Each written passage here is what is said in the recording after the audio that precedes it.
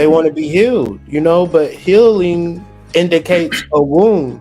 So we fucked up because we're in this space where conscious people want to turn this bitch into church like it's a healing facility where Pascal Beverly Randolph is like, let's talk about some magic. Mm-hmm. Let's talk about how to do some shit. Let's talk about how to speak telepathically. Let's figure out how to manifest particular spells and particular formulae, mainly between the black man and woman. Now, if you don't have a black woman or a woman at all to like fuck with your program, then how the fuck you gonna get one? These are facts. So certain fundamental aspects about spirituality can never be explored by black men and women because the system did a good job of trying, not like being, we can't fuck it up a little bit for you niggas. We gotta fuck it up real bad for y'all. All the way. And I say another way to think about, right? Me and Breeze, we was talking about the Hierophant in chapter 1 in Genesis. Within Genesis, what they say is gonna happen between the man and woman once they sin against God, it's gonna be enmity. If I said that word right, yeah, it's gonna be nothing but battle, scrapping. Yeah. Repeat that again. Repeat that last part you said again, AD. I'm about to try to find a verse for you, AD. Yeah, it should be like lit within the lines of chapter 3. Yeah, at the end before they got the garments of skin. Yeah. Enmity, a state of feeling of being actively opposed or hostile to someone or something. On the internet, the normal conversation is literally called a gender war. That's a fact. Yeah. And it's like, I know everybody following all the hood bills, the spiritual. It's on site and all of that. Yeah, just to see an argument. Yeah. A man's supposed to be doing this, a woman's supposed to be doing that. Getting all cluttered. Genesis chapter 3, verse 15, and it says, "And I will put enmity between thee and the woman, and between thy seed and her seed. It shall bruise thy head, and thou shalt bruise his heel." Talking about the serpent and the woman. And we kind of deduced it down to like, this is the sense consciousness, you know what I mean? Or this is that elemental lockdown that you gotta continuously go to war with because of being enticed by it. Because when you think about it, sense consciousness is really a divine thing, but we never really go out our way to think about the opposite of things that we deal with. So you got the pleasure and lust, you got the love and the hate, you know what I'm saying? But another way to put all that, how can you decide what is good and bad? It's the Initiates. We back. We are the #1 spiritual podcast on the internet. Align your chakras, gain some knowledge, make more dollars. You are now tuned into Scholars. Join the Discord. Be a part of the conversation. The Initiates Podcast and the Initiates Nation. Roll up your favorite pack and your best libation. Take some notes or go deep into meditation. The time we share is soul creations. Enjoy the show.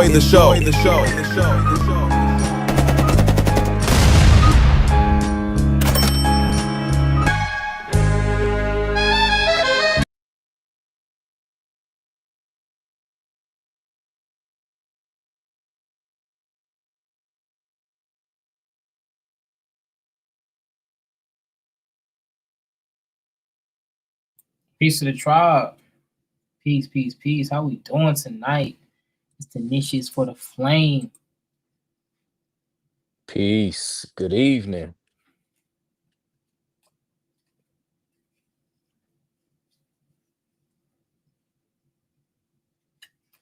Another action-packed episode for you all. Of course, make sure y'all got y'all libations ready. You know what I'm saying? You heard what the intro said. Make sure you got that loud ready. Tonight it's gonna be a show.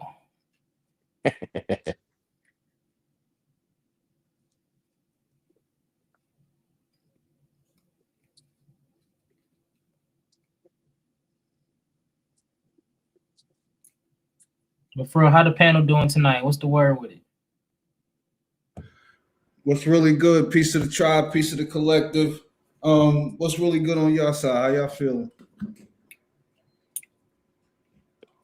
Man, besides colder than the mud, man, just been on the grind of being focused and, trying to collab with my dogs, you know what I'm saying? Build, That's really it.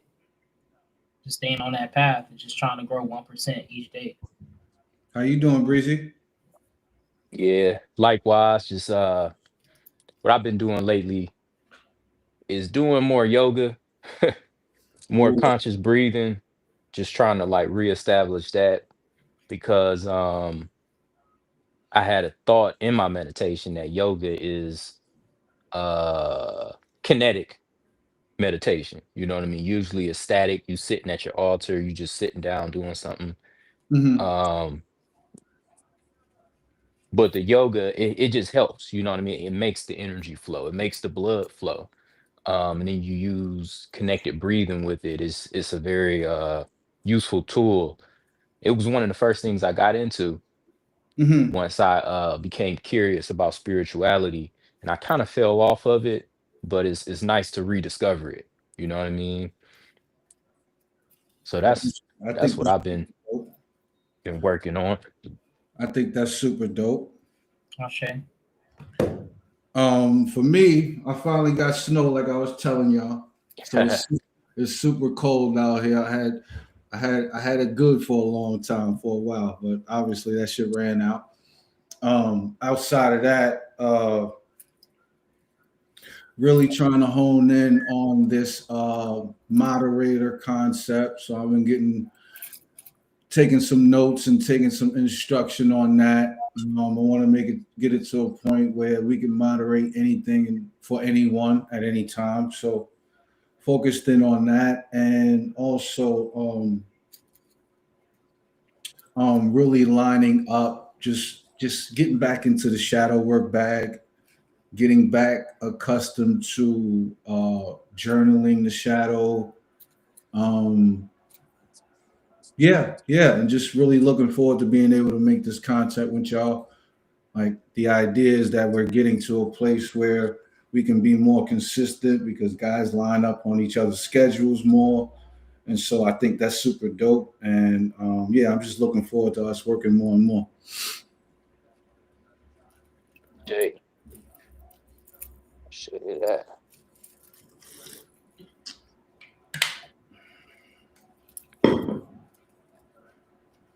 So what's the I see we got some firework, and before we just even get started, what's y'all thoughts about loneliness and how many people you think deal with that on a daily basis?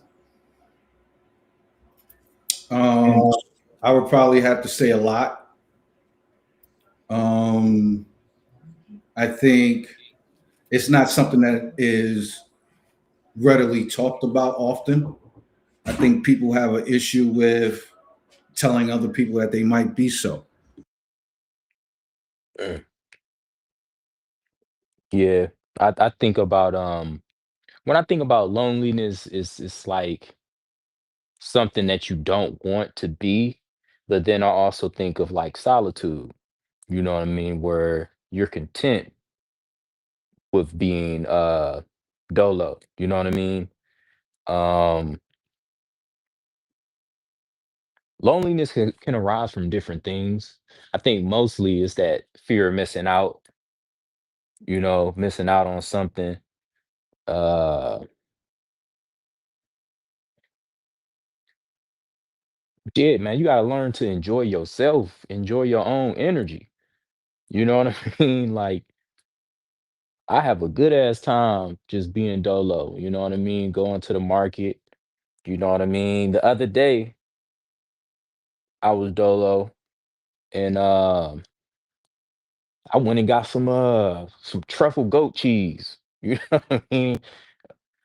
Just enjoying my time with myself. I watched the James Bond movie, you know what I mean? And then we did an episode. Um so yeah, every time I think of loneliness, I always think about uh solitude. Mm. That was fire, bro. And one thing that made me ask that is because Hood had posted on his page, if you guys ever keep up, about socials, we have them down below. Of course, join the Discord. But he had Carl Jung and I'm just going to paraphrase it to keep it short. He had Carl Jung talking about that a lot of people deal with loneliness, and it's from a place of not having people around you or friends per se. It comes from a place of not being able to express those things that are true to you, that is close to your heart.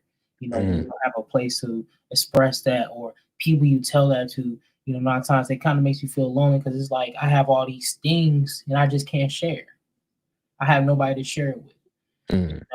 And it's like, because thing is, you have people in your life that that's close to you and you talk to, but you probably feel like you really can't share your true self and thoughts. So it makes you feel like I'm lonely. It makes you feel like no one understands me.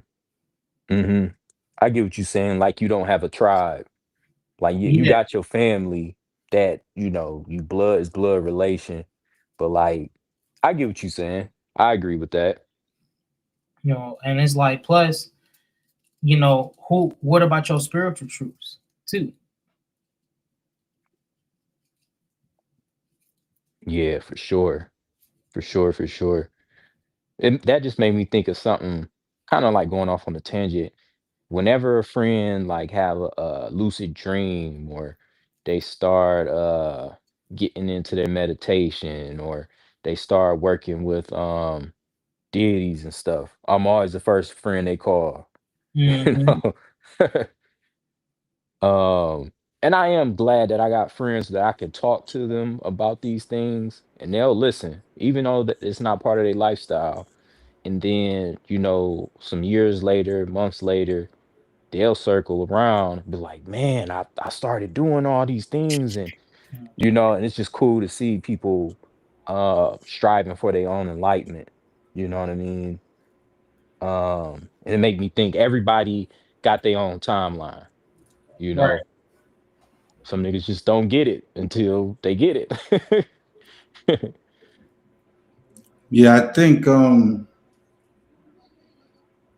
loneliness is super prevalent at this time. I don't think it's gender specific. I think it's Right. Disproportionate in a lot of areas for one gender versus the other. But I also think that a lot of that is by choice. And what I mean by that is, for a lot of men, their decision to remain alone and isolate a lot of the times has to do with not wanting to deal with the opposite sex in a way that hangs them out to dry. And what I mean by that is, this is a society that doesn't reward masculinity. This is a society that doesn't necessarily honor masculinity. And so being a provider and doing all of those things for your partner or your would-be partner is not necessarily something that is enticing or dare I say encouraging the most men, from the standpoint of no one wants to do a thankless job. Right? Like 9 times out of 10, no one wants to do something and give it their all if they're not going to be acknowledged for it. And if they do one thing wrong along the way, totally lose everything that they did positive, right? So I think it's easier for a lot of people to decide to stay alone because they just don't want to deal. And I think society has placed a blanket over the reality of women can have it their way in a lot of ways and men just can't. And I think both genders are having issues with that.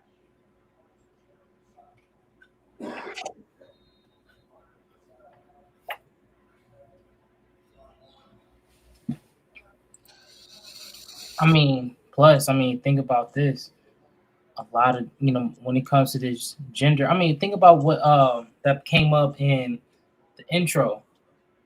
Like, we literally talk about the fight between the gender war. You know what I'm saying? The enemy. Like, we're dealing with that in a heavy way still. And we're just not aware of it. I mean, it's people aware of it, just aware of your conversations, but as a whole or community, it's just like you're gonna have your people who isn't, who isn't. Yeah, I want to champion a new thing that gets at least the brothers to a place where they can feel comfortable enough to ask for the help that they so desperately need and not feel like less than because they need to.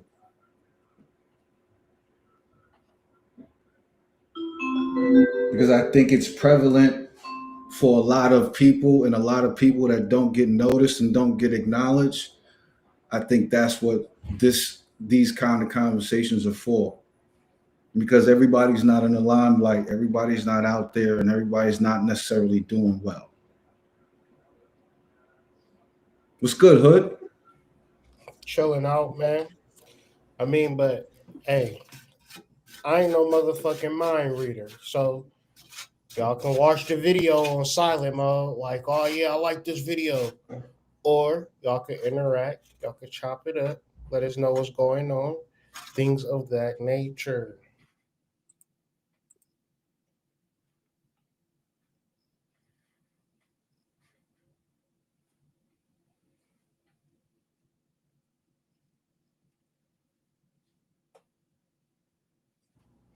But yeah, man, I'm just trying to catch up. What's been going on since I've been away? What's the we just been catching up.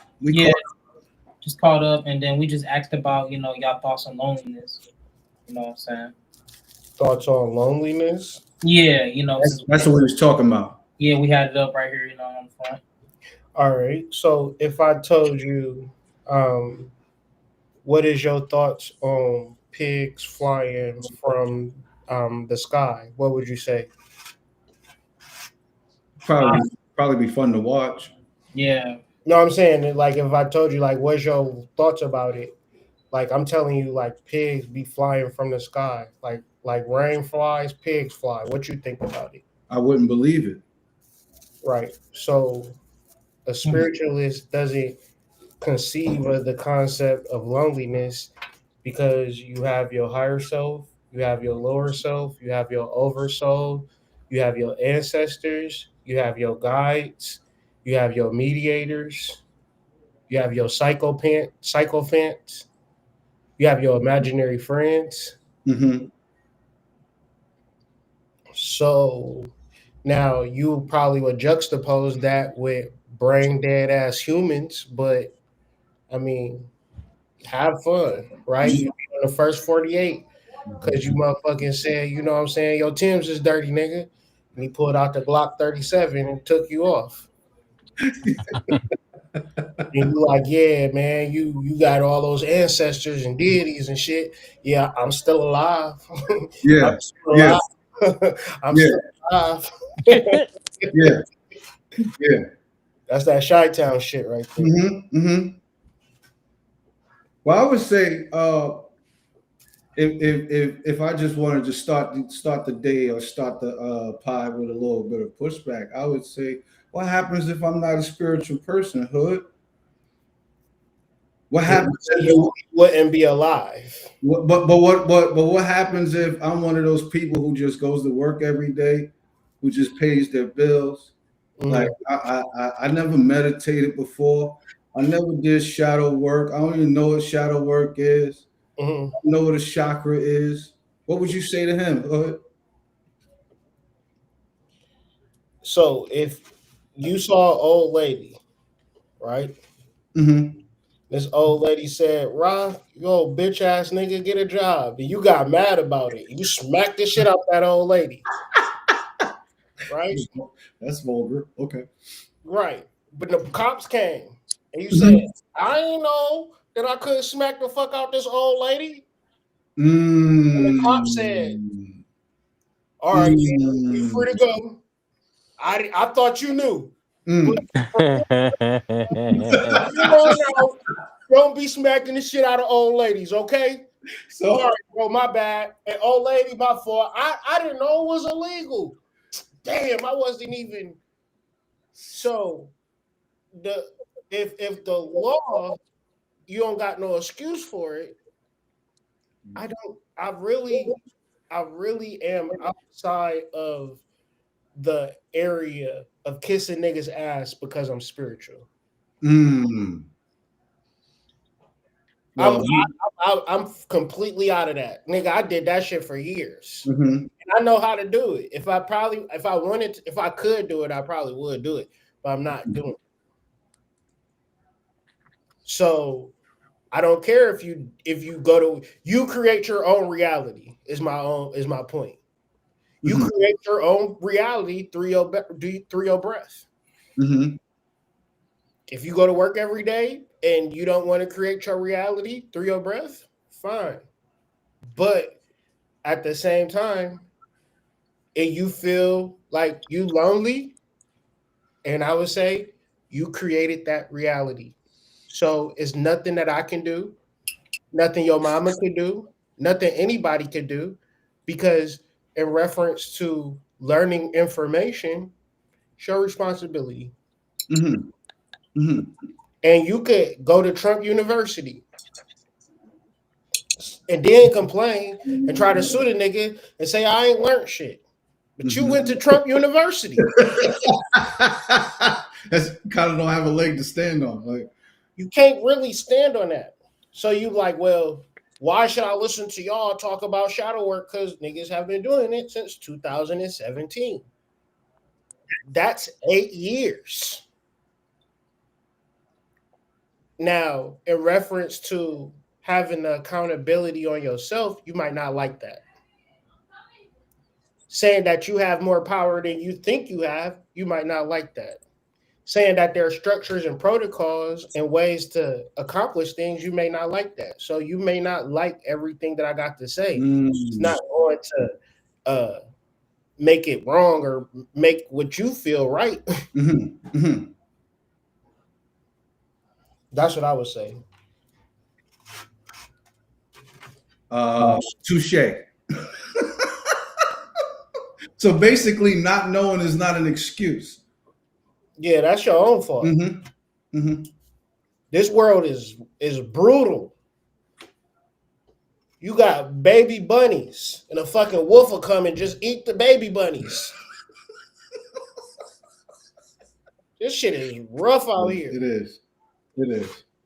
Whoa, goddamn baby birds being ate by an eagle and shit. You like cameraman just watching that shit like, damn, that shit crazy.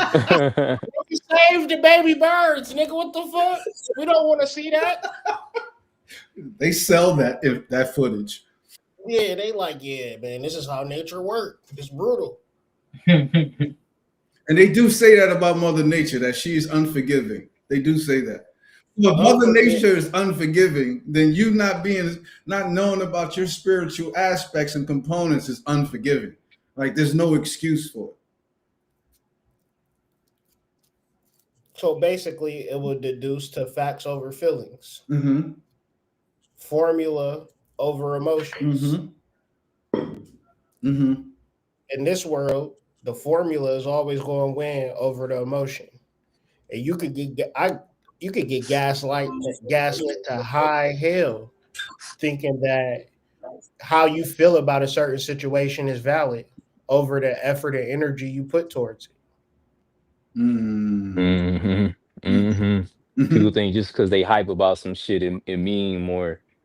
But Yeah. like, yo, Niggas think, Breeze, shit, you ain't give me $50 last weekend when I needed it. I hope you lose your job. Like, wait, what? Yep. Niggas don't want you to even be successful. Niggas is super addictive. You right. Yep. But it made me think about this, like ignorance doesn't absolve consequence. Nope.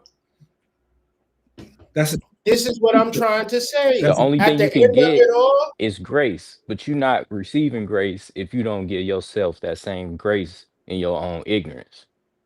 You get what I'm saying? People get wrathful when they find out how how stupid they are, for lack of better words. Mm-hmm.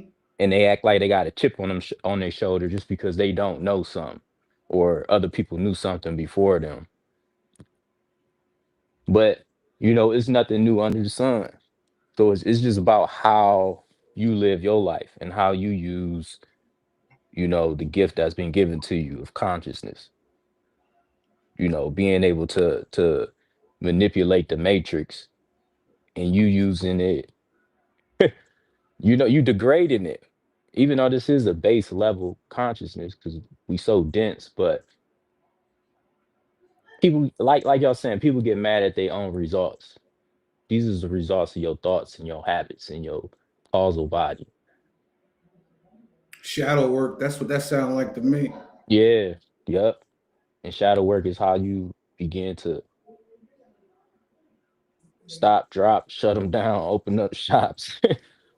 That song was about shadow work, and DMX was talking about stopping the bullshit, shutting it down, and opening up a new shop, opening up a different type of approach to your own essence of existence. Damn, DMX is super spiritual. How can I Yeah. maintain with that shit on my brain? Yeah. And then when you He's think about like, it, I'd resort to violence. My niggas moving silent. Run that back, man. And then at the That's end, he said, all talk is shadow. cheap. At the end, he said, talk is cheap, motherfucker. All you hear is gunshots. Mm-hmm. Mm-hmm. And that's how the song ends. Talk is cheap. Words is win. Mm. I would say at the end of it all, you would have to understand that it's a method to the madness. You may not like it, but your negativity is going to be the reason why shit is not working out for you. Because in reference to how you feel about shit, you're not creating the space of figuring out where you're wrong at. So when you don't do that, it's like you walking through life with your shoes untied and you just don't, you slipping and falling. You like, damn, why I keep falling? Why my shoes feel so wobbly?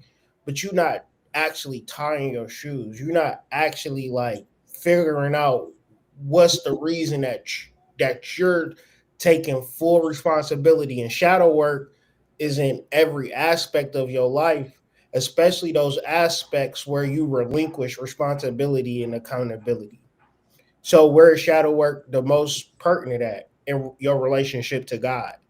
Because that's where niggas is going to be like, well, God got it. No, you are God. You create your reality. I hate those things. and in Hood with the what you was talking about with the shoe falling, bro. It's crazy. A lot of times, everyone tends to focus on, the reaction that happens. They get caught up in emotion. As soon as they fall, they upset, and they never figure out the solution. And they just, as soon as they get over the emotion, they just get back up and get to walking. Like, cause shit, they just got done. Yeah, because they just got done feeling that feeling about it. It's like, it's whatever.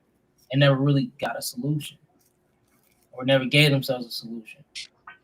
I was explaining it like this yesterday. If you driving on the sidewalk, you probably think driving is the most fucked up shit ever. You like, man, this is bullshit, bro. I keep hitting rocks and poles and shit, bro. Fuck this driving, bro. That's a depressed, lonely person. You're doing everything you're not supposed to do, and you're like, I hate life, bro. I hate life. Mm-hmm. But if you just got on the road, you would see, okay, if I follow the rules, I can go anywhere I want to go. Mm-hmm. But niggas is going, casual sex, pornography, not forcing yourself to have a social life, addicted to technology. Man, I hate life, bro.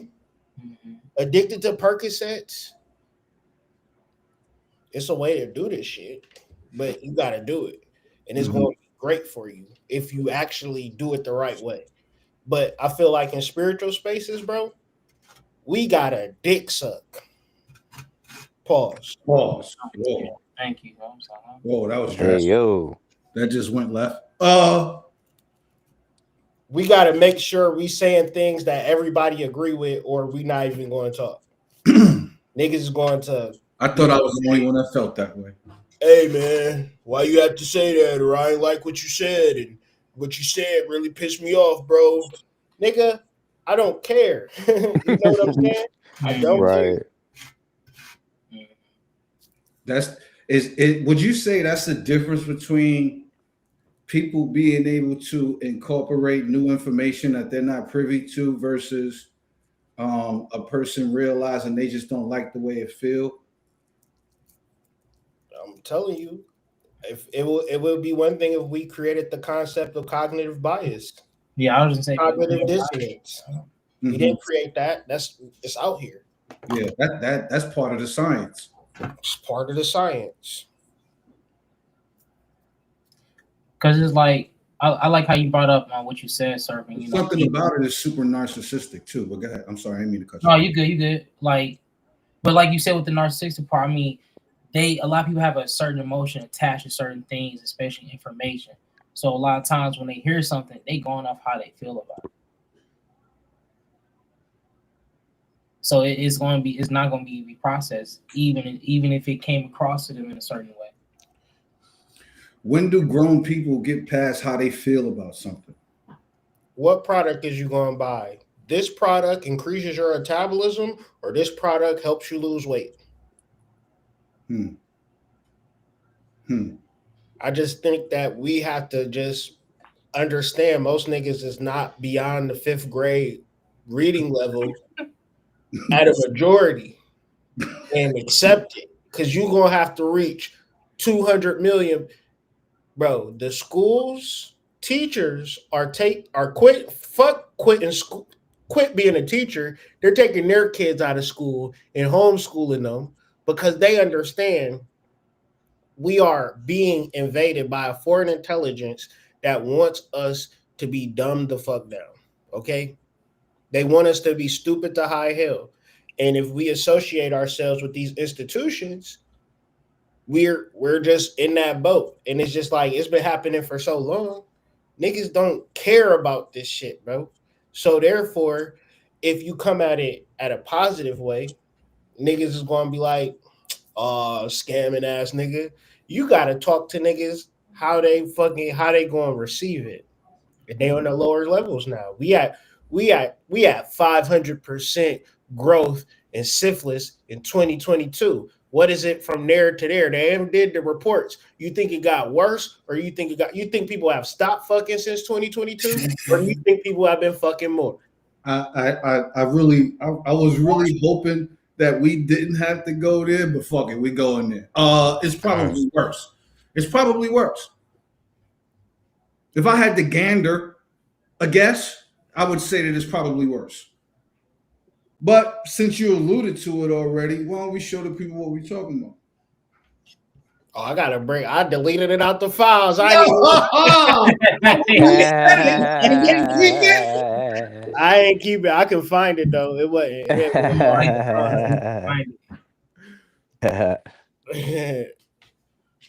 All right, so I found it immediately. How would you like that? So, since we talking about casual sex, right? We got to deduce, right? Casual sex leads to STDs. True or false? True. All right. So at least your chances are higher than a person that's married. No, that's like your chances are higher than a person who's actually only got one partner. Yeah. The more partners you dealing with, the higher your chances of STDs. Now, this is from it multiplies. It doesn't add with something like this. If it's 2 people, you know what I mean? Yeah, like it's not 2 people. That's really like 24 people. Yeah. So this is the percent increases of total syphilis and P and S syphilis cases by sex at birth in Texas from 2013 to 2022. This is from a state official thing. Men have increased in total syphilis in that time 190%. Mm-hmm. Women in that same amount of time have increased in 350%. Wait. Whoa, what the fuck is going on, man? Hold up. And when you talk about syphilis has historically been a men thing. Holy shit, bro. And what I had said this earlier, Breeze, and you didn't hear this, but people will have sexual interactions more than one person in the day. Man, hey, that's because they don't know nothing about Ike with the Irish in Jersey.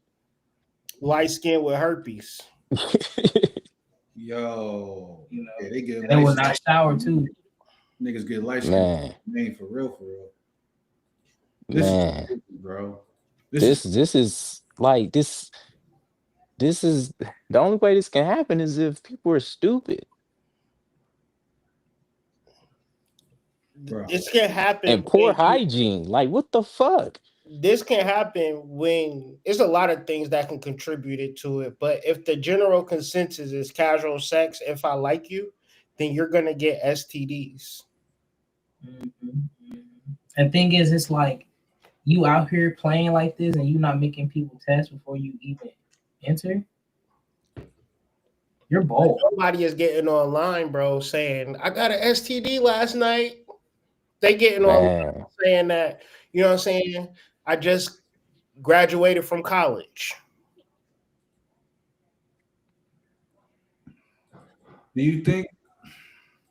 Damn. All right. Do you think it's a matter of, because clearly the numbers speak to a huge portion of women sleeping probably with a small portion of men, right? You can make that assumption, but when you factor in tourism, you can say maybe they sleeping with the same amount. What I feel like that women are traveling to different countries and different states, maybe different cities. It's easier to have sex when you traveling for some reason. You go having sex with these men, which is cool, but it's not cool. No, it's not. It's not cool. The reason why it's not cool is because there are hundreds of countries of free thinking women that can do the same thing. So if we have one location, say Dominican Republic or Jamaica, not only American women are going to these places, but women from all over the world are going to these places, having sex with these same guys, right? The niggas who they know what's going on, it's a thing, right? And then they come back to the States, and now, you know what I'm saying? The thing of it is that nobody is going to say, I went to Ghana and fucked this guy and he gave me HIV, right? Or I got an STD. And it's like, I would say that's a contributing factor to it. The travel, and then also just having sex with a small percentage of men who are having sex with a large percentage of women. I know that goes in one ear out the other. Nobody really wants to think about it. But if a small percentage of men are having sex with a large percentage of women, then that small percentage of men is burning like Mississippi. Wow. And they be like, she burning, bro. You go, how you know that? I just heard. Nobody that ever wants to have that conversation. What do you mean? How you know? The fuck? Yo, man, don't fuck with her. She got a disease. How you know? Man, don't even worry about that part, bro. Forget our acts, player. Forget our acts. Holy shit, bro. In this casual sex hookup landscape we in, who's talking about STDs and STIs and sexual health? I've never heard that brought up. That's why it's shadow work. I've never heard anybody bring up health as it regards to sex in any form or shape or matter. In any one of these podcasts, on any one of these podcast hosts. Like, nobody is talking about health in any kind of way. Yeah, Think this about shit, that Fresh shit Fit make you saying want to how be. you gotta have sex, but they never saying how to have sex safely or even having sex safely. Like, what is that? Like, Yeah. And think about this. Think about this. STD, spiritually transmitted disease. A lot of times they skip over that. it goes without saying, man. But in reference to shadow work, in reference to why you're not being able to connect, and then you not factor in your sexual activities because it's so fulfilling on the sensual level. You get deeper into being able to create your world, but you can't because it's a whole nother nigga's DNA obstructing your vision to the most high.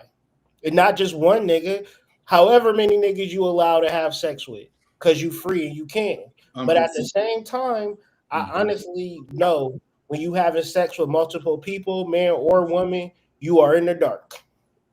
Mm-hmm. Mm-hmm. Not saying you could be in a polygamous or organized shit, but if you just randomly just having sex with people, you are in the dark. Mm-hmm. That's the crazy part. It's like, yeah, because every bit of God force that is left in you is going to cloud the veil, 1,000%.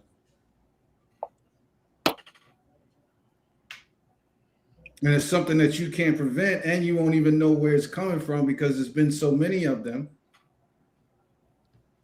9 times out of 10, because you were hiding it so much, because you never talked about it or even remotely thought about it, you probably lost count, which is the crazier part. haha, that's that boy Montauk. Could you go to those pictures first? Mm-hmm. And then the one on the far is to the right.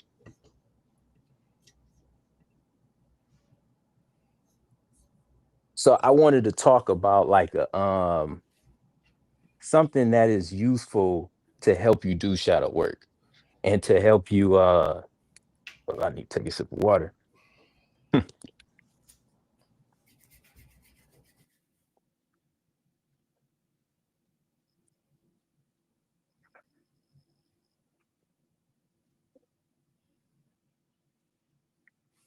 So this book right here is Celebration of Breath by Sandra Ray. And it basically speaks about breath work as something that's called rebirthing. And rebirthing is basically doing connected breaths. So it's almost like you taking one big breath, but it's kind of like a inhale, exhale. And when you exhale, you let gravity exhale for you. So it's an active inhale, passive exhale. And basically through breath work, you can bring traumas back up. So you can help them resurface so that you can integrate them and release them. But from this rhythmic breathing, you're able to become aware of things in your subconscious. And it may come up with different pressures in different parts of the body. Um, Actually, there's a page in this book where it speaks about like every ailment, like stomach ache, metaphysically, that means that it's hard for you to simulate new things, but it has every single part of the body. But anyways, I wanted to read something. I'm just trying to like elucidate what breath work is and its importance, at least from like a Tibetan Buddhist Right. perspective, you know what I mean? But this was in the book, so it says with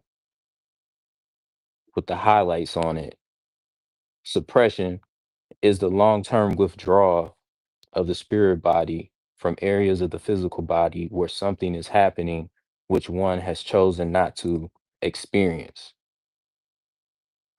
The spirit body is what organizes a bunch of molecules into the neat form we call your physical body. Withdrawal of the spiritual from the spirit body from areas of the physical body because of suppression results in blockage of vital organizing energy to that part of the physical body. the molecules become less well organized, a condition we call aging or sickness.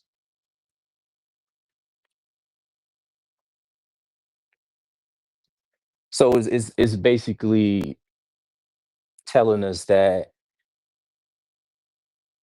our spiritual body is what is is the consequence of our physical body. But when you suppress something emotionally wise, when you suppress something or a feeling or some type of negative thing that you've experienced with life, you begin to take attention off of your spirit.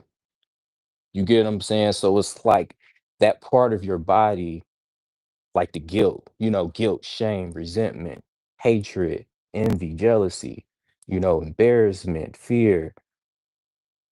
These energies like take up residence in your body, and it puts a hole in your ability to sense your spirit body to the point where like you don't even have intuition, like your intuition is dwindling and you are aging because you're out of order. And so think of spirit keeping you in order, in alignment. You know what I mean? Um, and then there's also another concept called rainbow body breathing. It's a book by Jan Hooks, Jahn. It's like spelled John with an A, and Hooks like Hooks.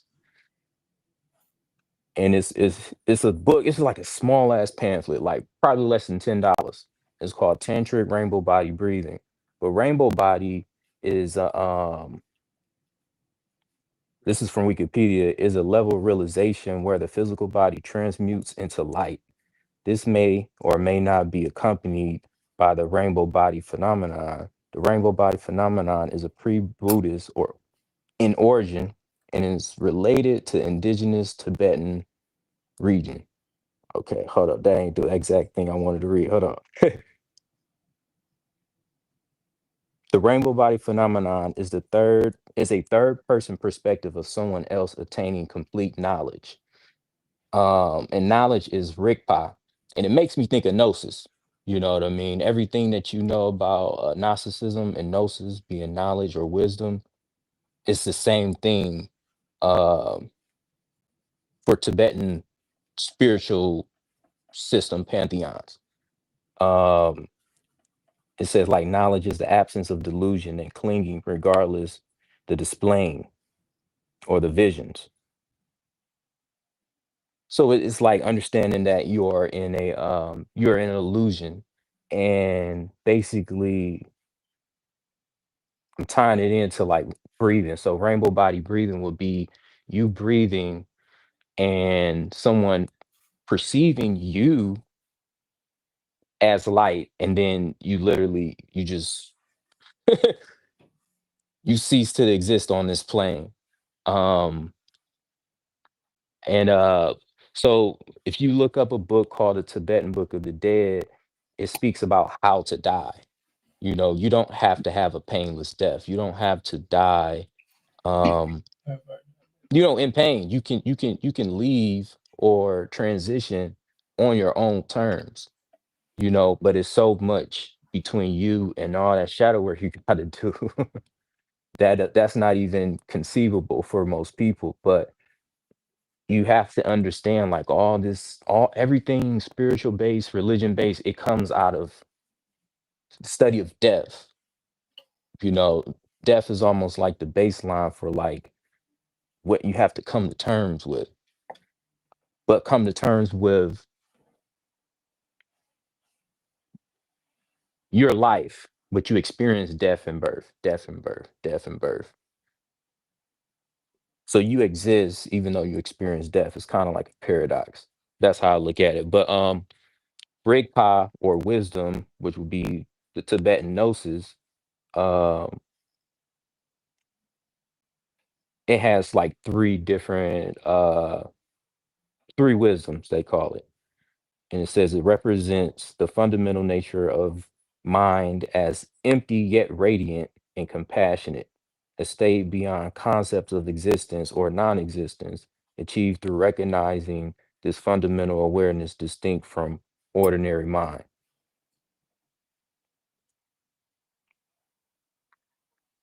and this is an enlightenment. This is what enlightenment is. Um, so I say all this to say that through breathing, you're able to begin this process for yourself. And then there's other ideas like iron shirt breathing, diamond body breathing, and they all have like wellness effects on you. Because you got to remember your health isn't a result of just what you eat and what you do. It results in the things you think and the things you say and how you feel. Uh, you can be the most healthiest person, but if you have resentment to give your ass cancer. You you get what I'm saying? You could be the healthiest motherfucker ever. Um, but you can go to the video, it's of Moktak Chia. Go to 1 minute and 28 seconds. Why you do that? He's going to talk about you have fascia in your body, and there's 3 layers of fascia. And through breathing, um, oh, another thing to add, we all experience 14.7 psi of force from just the environment, the air on our body. You know what I mean? We experience that much pressure. Um, and so the inside of our body would also have to be 14.7 psi internally that's pushing out. Because if it goes down, say like your internal pressure goes down to it goes down to 12 psi, and the environment is 14.7 psi, you will be crushed. That's just science. You'll be crushed because you don't have enough force within you to stop the environment from smashing you. And so he's going to talk about breathing in a way where you're storing chi in your body and you're using prana or spirit, because breath is spirit. You're taking in more spirit and you're doing it in a conscious way. You're able to increase the pressure inside of your body, uh, which deals with like longevity. And at the end, either at the end of this live or at the end of the segment, we could do 20 connected breathings, and I'll just talk about it a little bit if anybody want to hang around. But you could press play. I know I said a lot of shit. High. 3 layer, 1 layer, 2 layer, 3 layer, and each layer have a fascia. Each layer have a fascia layer there. Okay? And this fascia, it like plastic. It like plastic or elastic rubber. It's protecting us. You see the white thing between the muscle and the layer is called fascia layer. And the layer can be blown up and can be expand or contract down.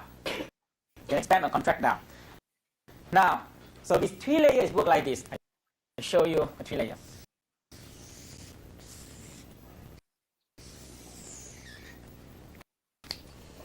So we have the first layer.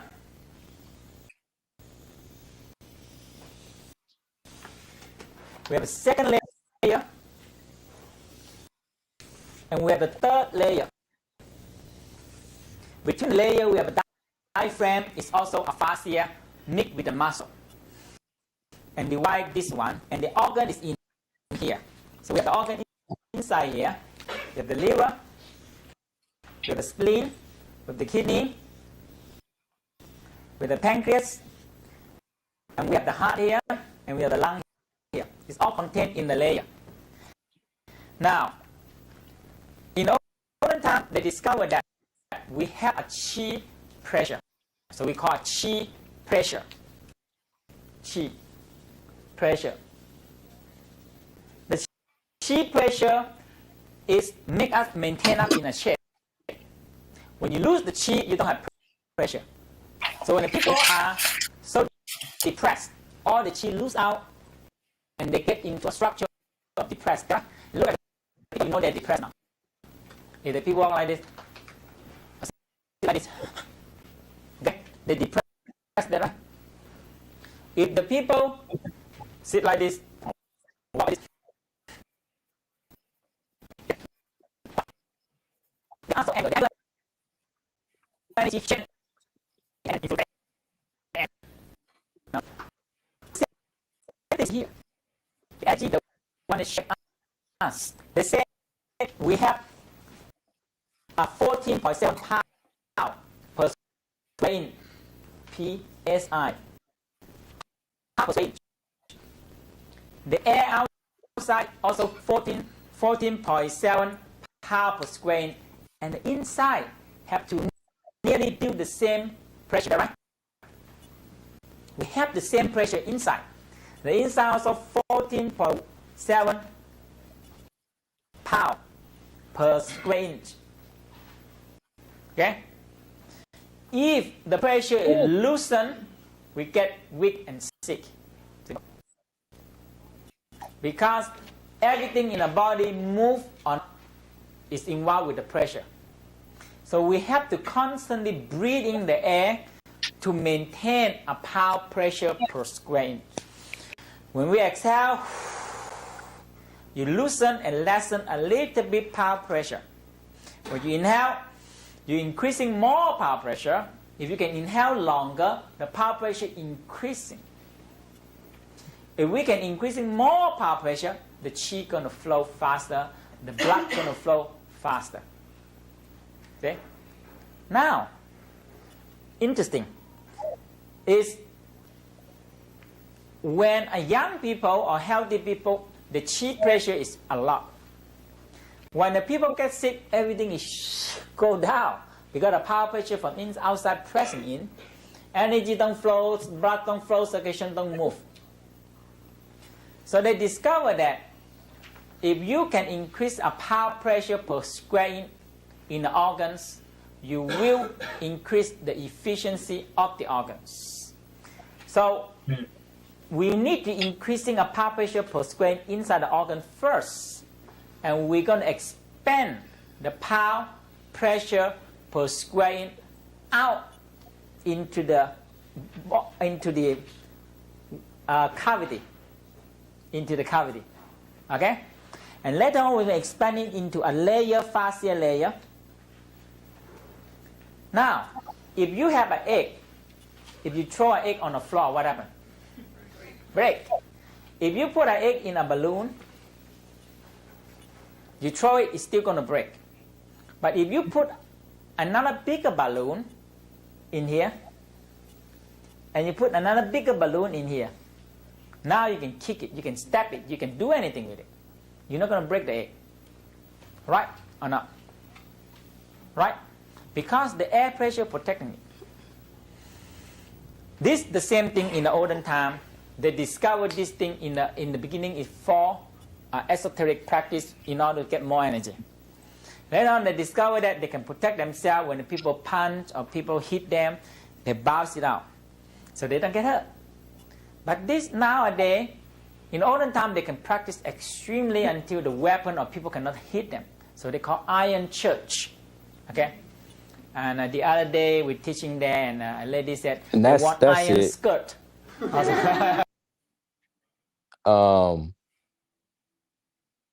But yeah, so I would say do some research on Mantak Chia and breath work, and add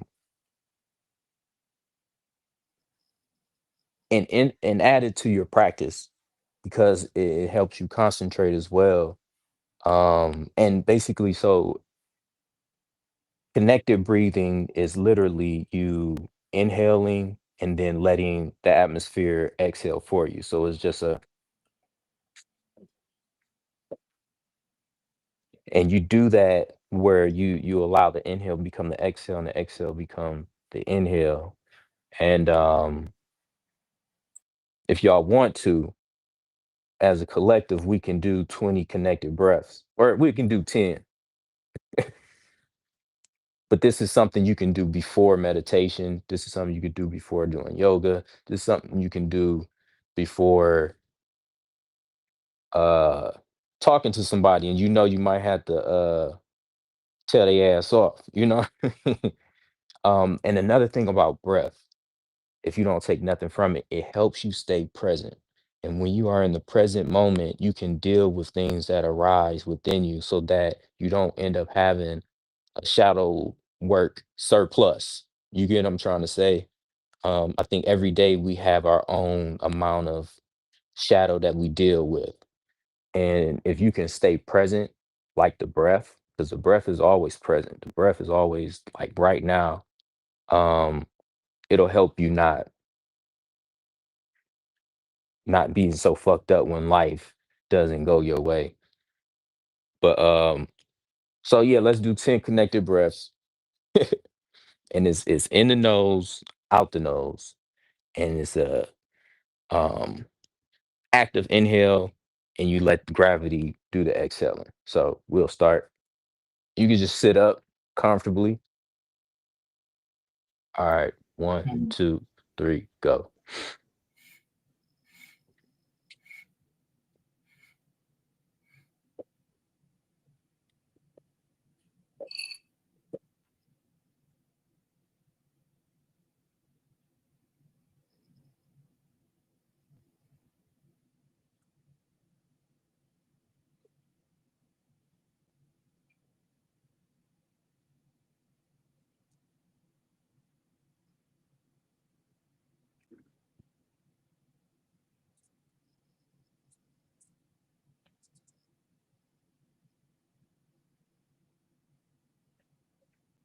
Sometimes when I do it in the morning, I'm meditating, I'll use my imagination to visualize my whole like skeleton, like shining, like glowing. You know what I mean? Kind of some game right here, like my avatar, like Knight Rider. You know what I mean? Like the whole skeleton is just on fire because you got so much chi. But I got my own reasons for needing to store up chi. But um, yeah, man, breath work. I'll leave with that. Ashe. I say that was dope.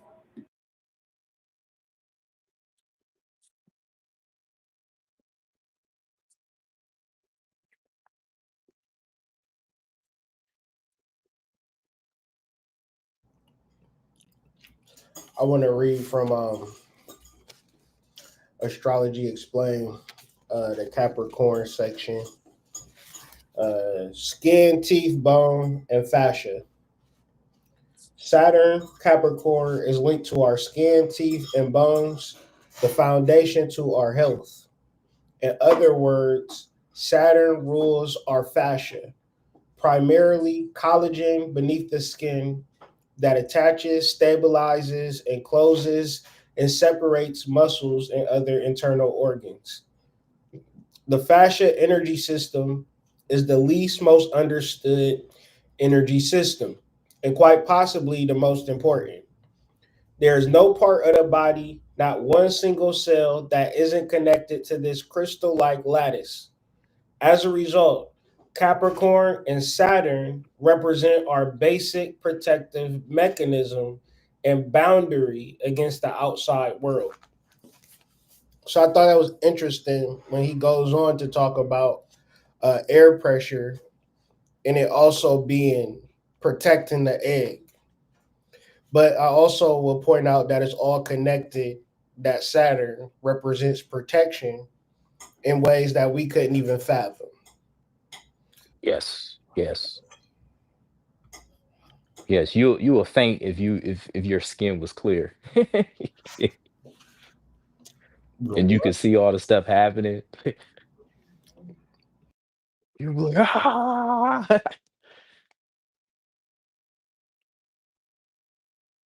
Yeah, that's like magic in a way too. It's like you got all these things in your body that's just working and you've never seen them. Right, man. That's sick right there, Like man. sure you see pictations of them and diagrams and 3D prints of them and stuff, but at the end of the day, unless you on some dream crap or movie crap, you slitting it open looking at yourself, hey, You know, you ain't seen it.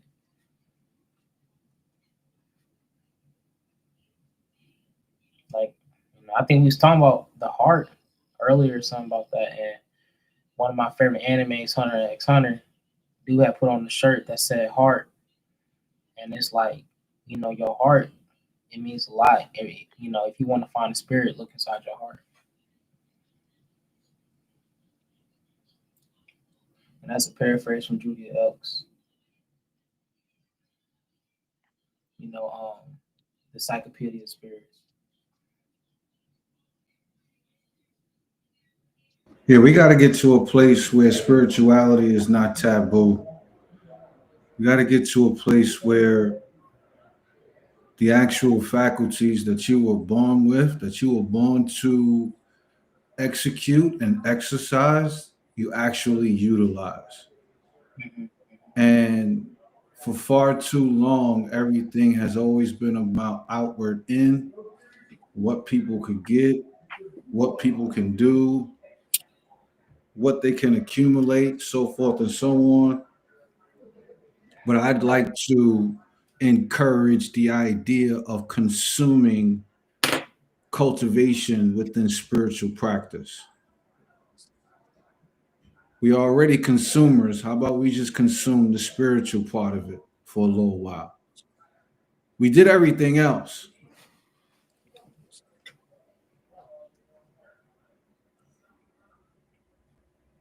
It all starts with instruction. It all starts with want to. Mm-hmm. You gotta want to do this shit. And for people talk about purpose and things of that nature. You need to understand, like, it's hard as fuck to find your purpose if you're not looking for it. It's hard as fuck to say, hey, yeah, I'm on my purpose if you haven't cultivated one. Mm-hmm. Mm-hmm. Those are catchy snatch phrases for people to talk about. Those are keywords and dog whistles at this point. But there is no instruction to implement practical spiritual practices. And that has to stop. Did I ever tell y'all about the time I went to the Brother Ampu lecture in Columbus? Nah. Mm-mm. So no, you told me about that. You told me about that. Brother Ampu, he had a lecture in Columbus, Ohio. And at the time I was talking to this bad Indian, light skin, long hair. She was cold, bro. Things look good, right? Mind you, this is all I was thinking about. I was only thinking about her. But I was into the spiritual shit. Like, I would like to listen to it for whatever. But I wasn't, like, embodying it at all. I was just doing me, but listening to spiritual shit. But I just so happened to get to the lecture because it was like $20, whatever. I'm in there. So Brother Ampu do a Q&A. Now, in retrospect, he dropped all of this profound knowledge. My question was, well, what do I do about this girl that I like if she's not into the spiritual? Like, You didn't. I swear to God, on my soul. Brother Ample looked at me and, for lack of better words, just said, you're not ready yet. Right? And I was just kind of appalled by it because I couldn't separate the forest from the trees. Mm-hmm. Mm-hmm. So, once again, you could look the part, you could talk the part, you could act like you down for the cause. But you are you. And you could think that you need to get all of this shit and, like, bro, you just need to become who you are. And I think that is the hardest thing for human beings to ever sniff on. Because the girls leading the girls, and the boys is leading the boys, and whatever is the blind leading the blind at the end of the day. Right. The world is telling you who to be. Exactly, and how you should show up. So, and not even that, the world is doing that, but you believe in them. You believe in them with your muscle memory, and your muscle memory is a deeper thing. Because I would want to grasp everything that I was hearing for years. I was deep into listening to spiritual shit by this time, but my muscle memory for just wanting to fuck with this bitch so bad, I bought her a car, big homie. Nah. I bought her a car, big homie. Oh, and she ghosted me after the car. All the way in. You was all the way in. She ghosted me after the car. Yeah. She didn't even like me. Most niggas don't come back from that. She didn't even like me. Most niggas don't come back from that. But see, I mean, I appreciate your transparency. I can't even. Most niggas wouldn't be honest about that neither. Listen, it's no thing because the inner journey is how to go. Because it's not real. Fuck that bitch. You know, I called the cops on that hoe. I got that hoe locked up. Mm-hmm. You should. you should have. Felony, receiving stolen property. 1000%. Good for you, nigga. Shit. That car was in my name. Police. You gonna be riding around town with niggas in my car? The fuck? Oh, no. No, we is not speed over here. So Your mama should have raised you better. All I'm saying is, I know this light to not get it because you're afraid to embody. Because the thing of it, you don't know how great you are. So if you don't know how great you are, you're not going to apply yourself to show up as that great person. And you know the one thing I love telling people about astrology when they're trying to understand the horoscopes is the first house. Is because 9 times 10, the first house is letting people know what people see great and cool about you that you really have a hard time seeing about yourself. So it's like I help them tune into that. It's like the key to this is understanding you and building a structure and a path and like ways to build that for yourself. So it's just like what we overlook at, honestly, because it's hard. They say the simple things are hard, right? I think almost every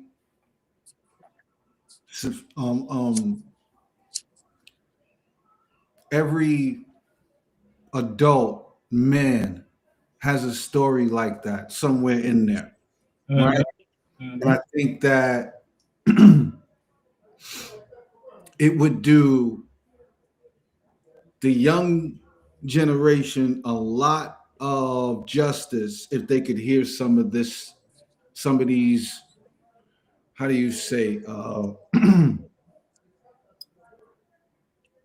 Heru story journeys, because that's a Heru journey right there. When you find out that you put yourself out for somebody else and they give you their ass to kiss, you really forced to do some real self-work and self-homework after that. Because I immediately thought, like, what's wrong with me? What the fuck? What happened? I mean, it's just I was so knee deep into, the metaphysics of love, where I still am. I don't love in reference to how a person gonna love me back, especially a woman. I don't even approach it in that manner. I approach it with sincere love. So it's like a revolving door. I swear to God, I promise on my soul, it's like this. A girl cannot want to be with me because for whatever reason, and I'll get another one because I love authentically. So if the girl not ready, she don't want to reciprocate it, she afraid, whatever the case may be, she mad, she haven't done shadow work, You know, I done been in relationships with women and I'm talking and they go do their own shit. And I'm sitting here talking about shadow work. And I got 100 women listening to me and my wife fucking watching Grey's Anatomy. You know what I'm saying? So it's like that. But at the end of the day, like I said, I can be excruciating, but I'm never going to be wrong. When it comes to this shit, I'm wrong on I don't know how to build a house. I can't help you invest. Like I don't know about real estate, but psychology in reference to positive energy and where it comes from and how it's not connected to circumstance, we could argue till the cows come home. But I'm never going to be wrong in that subject. So if a bitch is unhappy, she has to do shadow work. She's not going to take it out on me. So I'm either going to be with somebody else or I'm going to be alone. You said something super profound there. And I just want to say I shade first, but you said you don't love from the aspect of, or your love is not contingent upon the other person loving you. And I think that's so profound because so many people in this world, they base what they're going to do and not going to do contingent upon what others are doing. And I think that sounds the alarm for a person who is stoked in their purpose and not going to allow any outside interference on that. Like your love is your love. And as a man, that is probably the most important thing that you can offer this world is your love. Now, you don't get any kudos for that. You don't get any accolades for it, but that's not why it's supposed to be done in the first place anyway. So when you go into anything in life and you base it and have it contingent upon what others are doing or other factors that may play into it, maybe you should rethink that thing, because it's not necessarily something that you're doing because you want to do it. That's something you're doing based off of what somebody else you hope is probably going to give you in return. And that's just not real love. It's not. For me, it boils down to honesty and being around people that respect your honesty and also understand your honesty is a double-edged sword. It's going to cut people and it's also going to defend your honor. Right? And a bitch gotta like the fact that you got a sword, or else it ain't gonna work. Because you gonna be lying or pandering or not authentic. And for men, that is the root of your depression. That is the root of your sadness. It's not. They say that because men is single, they depressed. I would have to disagree with that. I think men being in relationships with women that they can't be honest with because your honesty gets weaponized against you, right? She take your sword and start cutting you with it when you honest. I think it has to get to a point where men learn how to stand in honesty. Like I ain't speaking no far-fetched shit. I'm just saying like the average Muslim, regular Muslim nigga. You know what I'm saying? With a short haircut, with his, you know what I'm saying, just walking the streets of the city. You never notice him. But his wife is listening to every word he say. His daughter is listening to every word he say. His kids listen to every word he say. He got control and respect of his household. Right? He live in a particular kingdom because he not afraid of death either. And everybody in his family know this nigga will die because he want to die. He want to meet Allah real bad. So we about to listen to these niggas. American niggas, man, we want to live. So we'll take anything. Mm-hmm. And we have seen our grandfathers, our uncles, our brothers, our sisters, our mothers, and our daughters or whatever just live in utter romantic chaos. Because we afraid to tell each other the truth. Tell me I'm lying. In order for the black family to exist, you got to be comfortable lying a little bit. If I'm lying, please correct me if I'm wrong. Lying, I don't lie a little bit. they lying. Most of the time, they just don't even speak about it. They don't even. You gotta be a lying pro. They be avoiding. That's the same as lying. I know. I'm just going into it too. Just how they be doing it. No, not saying the truth is a lie. Omission is a lie.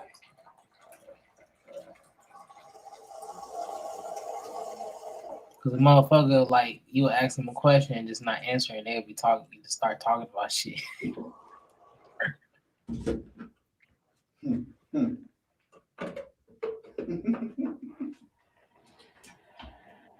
When do you think it's a matter of being afraid of the response, or how they're going to be viewed when they tell the truth?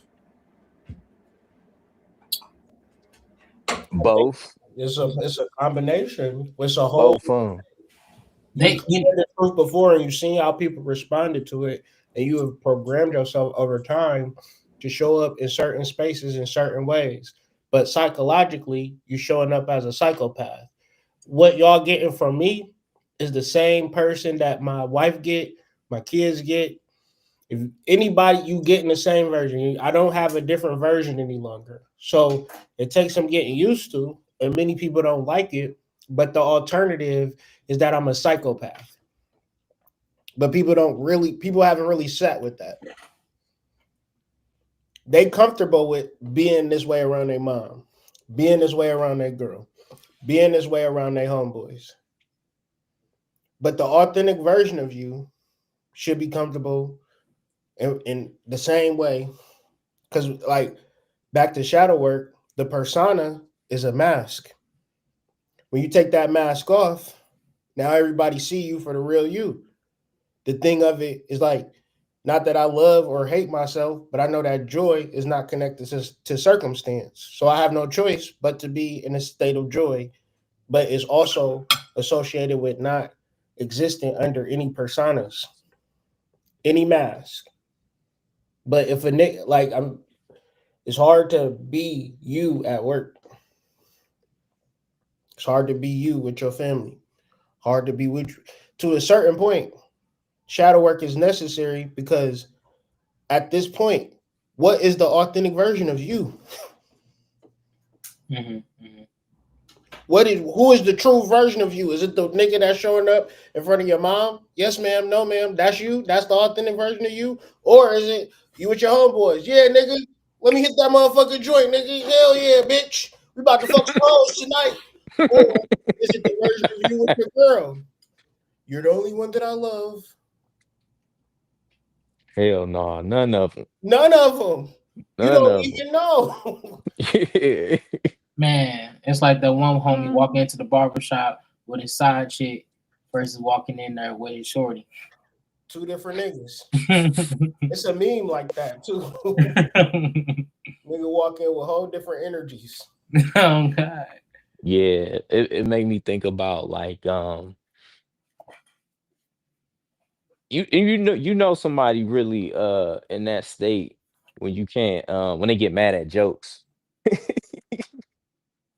When they get mad at jokes. And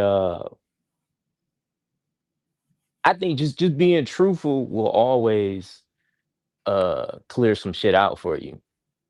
You know, I think it'll always make life easier.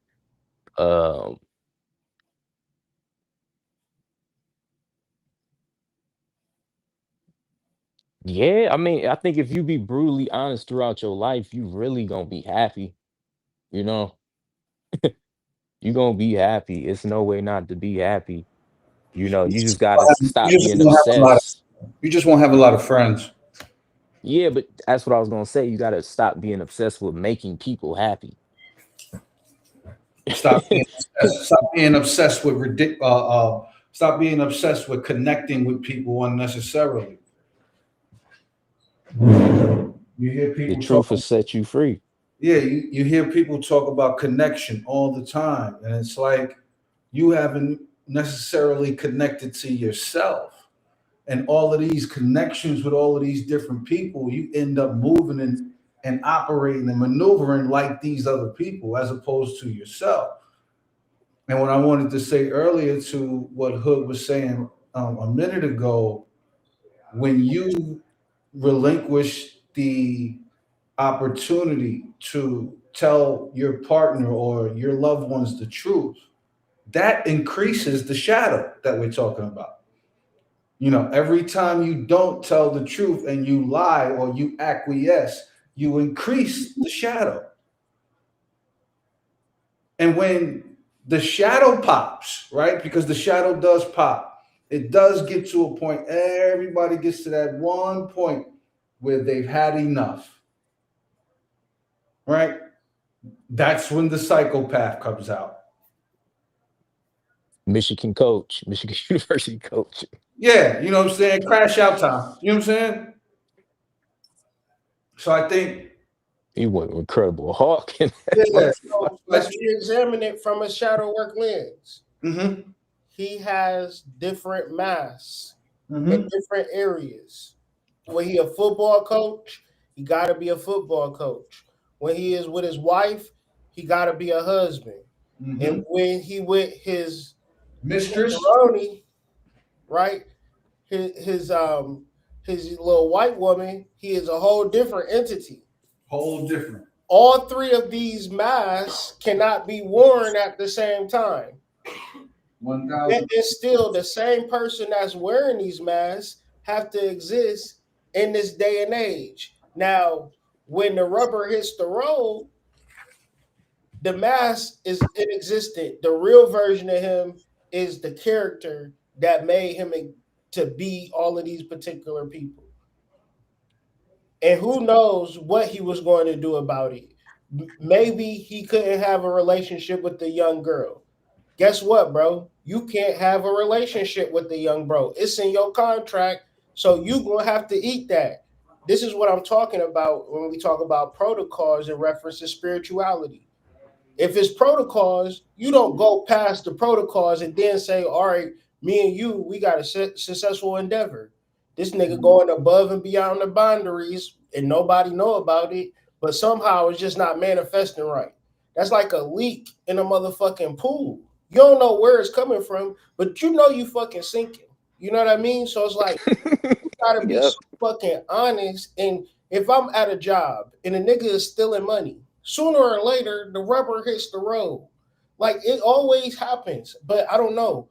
It's like, I don't think you can, I don't have no real examples of actually dealing with a motherfucker and having a whole complete transparent honesty way of dealing with it.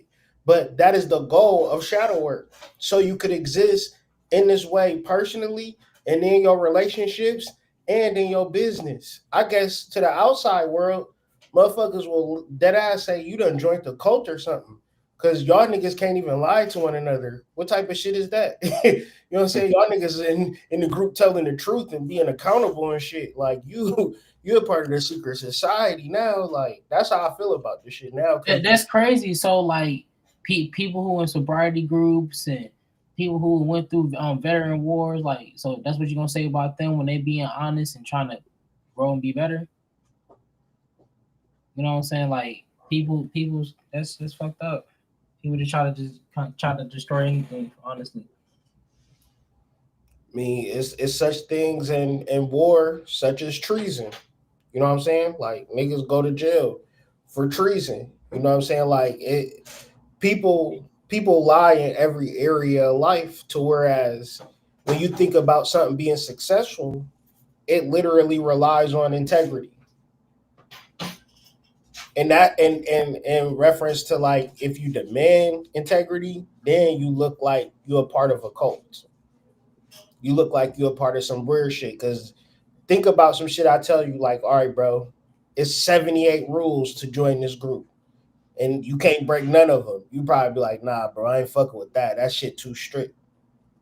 Like, why is all these rules? Because we want to make sure that you ain't lying. Because we want to make sure that this shit is successful. Some will get it, and other people will be like, nah, bro, I can't fuck with that shit.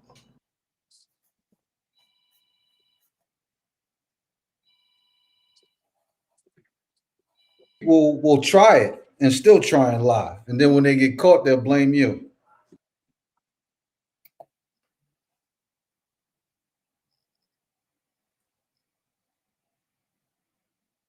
Man, I don't know how people do it.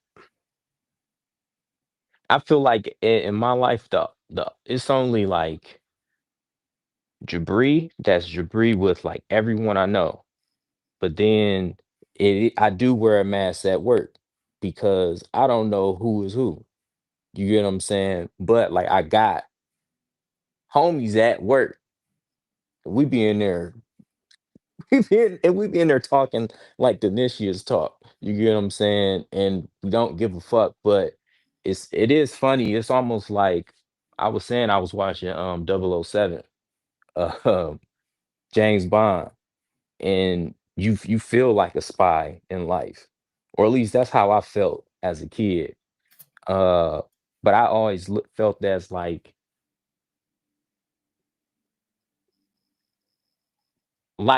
I knew I was putting on a mask in certain cases as a kid. You get what I'm trying to say? Like because you knew that acting a certain way will make people treat you a certain way. At least as a kid.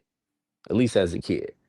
Yeah, that's And why that's what I'm talking about. Program through interaction yeah, be this way, right? Now, shadow work is to understand the wiring, not really shame yourself one way or other. It's just like I don't want, in no sense of being wired or programmed to the external. When you have a whole internal programming that is just like you, like anybody doesn't know their potential. We assume that our potential is already reached and maximized because of our past accomplishments, but a little bit of logic shows that you can literally expand and grow from now into the future, just related to your particular mindset at any age, at any education level, any financial level. You could like just lock all the way back in. You know what I'm saying? hmm Recreate a whole different life for yourself based upon the fact of your authentic version is like Vision, from Marvel. Like even though it's an android, it can still show up at work. It's not. It can still have a baddie, the coldest bitch in the game. You know what I'm saying? She still can fall in love with him, right? But you just all of your chakras is activated, your third eye is open, and everybody just gonna have to accept you. You know what I'm saying? Because of the work. You know what I'm saying? Because of the vision and the magnitude of what you bring it forth to the world. Can't really say shit, but you can't. I feel like Vision was the only nigga in Marvel that nobody ever said shit to. Like, bro, you got it, you Vision. Like, You yeah. remember when he picked up Thor's hammer? He like, all right, y'all, let's talk about. All right, they were just like, okay, let's go. Yeah. yeah, like, all right, you got it, bro. Everybody's like, dang, he just picked up his hammer. Oh shit. Yeah, the truth will set you free, man. Truth will set you free.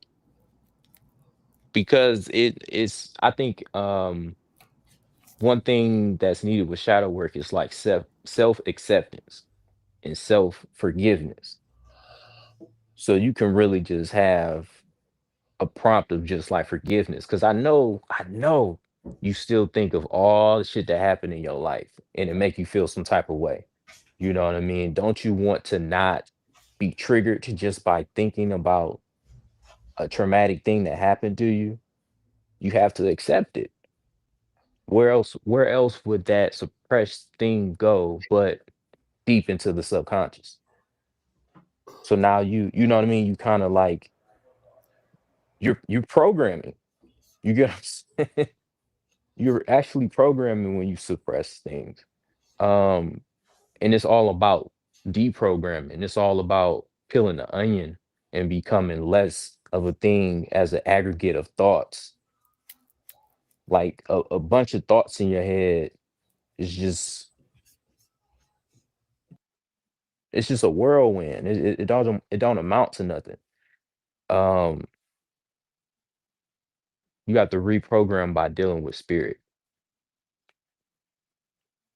I mean, if And you think the about it, solution is, I was just gonna say, the solution is meditation and shadow work. This is the fundamental law of spirituality. Nothing you do is gonna work unless you have shadow work in it too. Shadow work is like blood. You know what I mean? Like you can do anything with your body, but you need blood. You know, or it's like water. You get what I'm saying? Like I'm working on my chakras. You should be doing shadow work too. I'm studying astrology. You should be doing shadow work too. You know, I'm working with herbs. You should be doing shadow work too. I'm doing breath work. You should be doing shadow work too.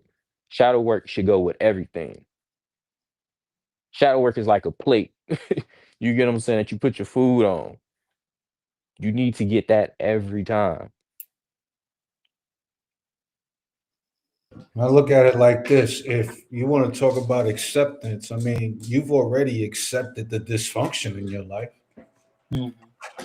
You know what I mean? Like, why not accept the fact that you actually are the only one that could rectify that? How about accepting that?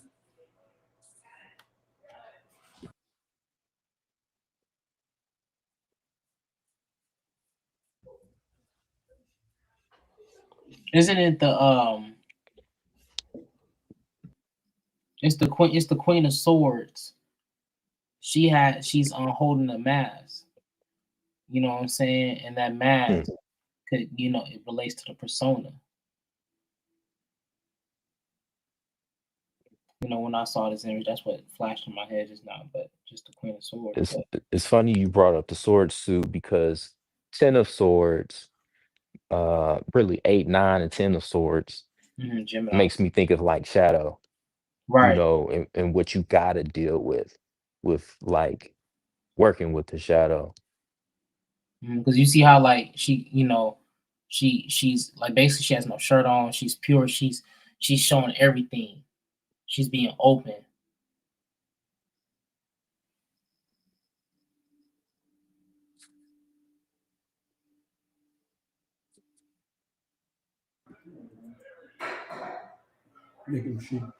Welcome.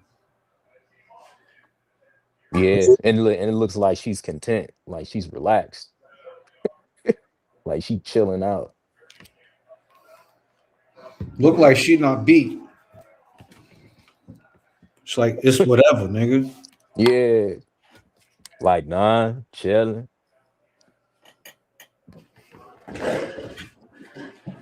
Hmm. General meaning: the intellectual, the eloquent individual, the technocrat, the position changer, independence, aimlessness, lightness, slyness, cynicism, encourages playing with thoughts and curious questioning, warns against mental flights of fancy with the danger of falling. This is from Keywords of Crowley Tarot by Banzoff and Dealer. I had this book for mad long. Those stood the test of time though. But Queen of Swords is a very interesting card. All of the queens is very interesting. What's the next video, big bro? Let's get to it. Let me know if y'all can hear it or not. Hear it? Don't see it, don't hear it. Don't hear it.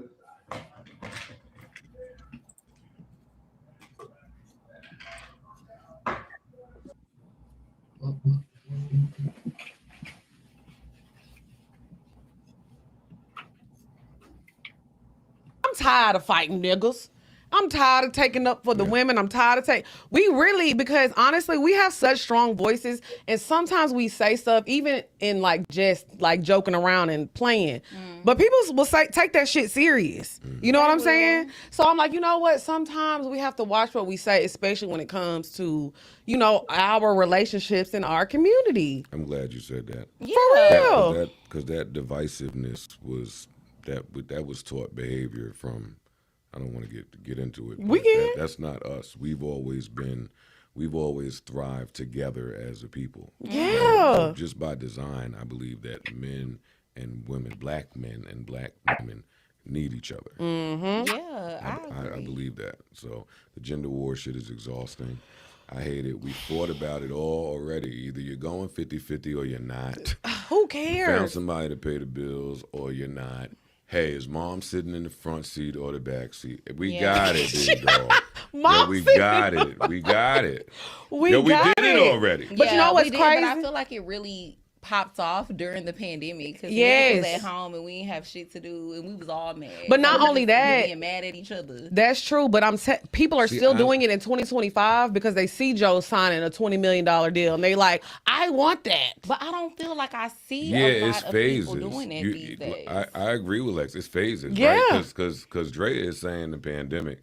For me, it all got unpacked on Black Twitter. Black Twitter was the start of it and the end of it. And anything else that happened after that was an adaptation of what was going on because advertisers saw what was going on.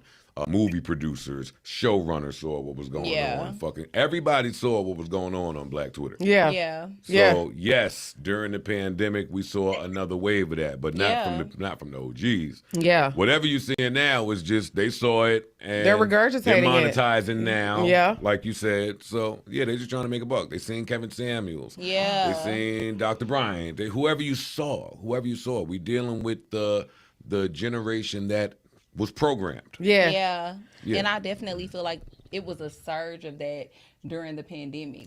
And people started noticing, okay, because a lot of podcasts popped off during the pandemic, including us. Like I feel like that's when talk about it kind of started to get really popular. And we used to kind of talk about a lot of those topics as far as like man versus woman relationship topics, things that we knew were gonna get a lot of traction and attention online. And I think a lot of other people started picking up on that, and it became, okay, all of a sudden men hate women, women hate men. It was just, I don't know, it was a weird time. You're right. That we were living in, and I feel like it's because people noticed, okay, this and you know what this is like. People were making coins from whatever identity. This is like the Vibe magazine shit, the East Coast versus West Coast shit. So basically, podcasters, black podcasters that are getting contracts from big corporations are talking about how all the gender war shit was a psyop. And it's somebody today in a fucked up position because it's something that they did to somebody. Or probably in jail or probably got a lot of debt or something crazy. Media done got you again.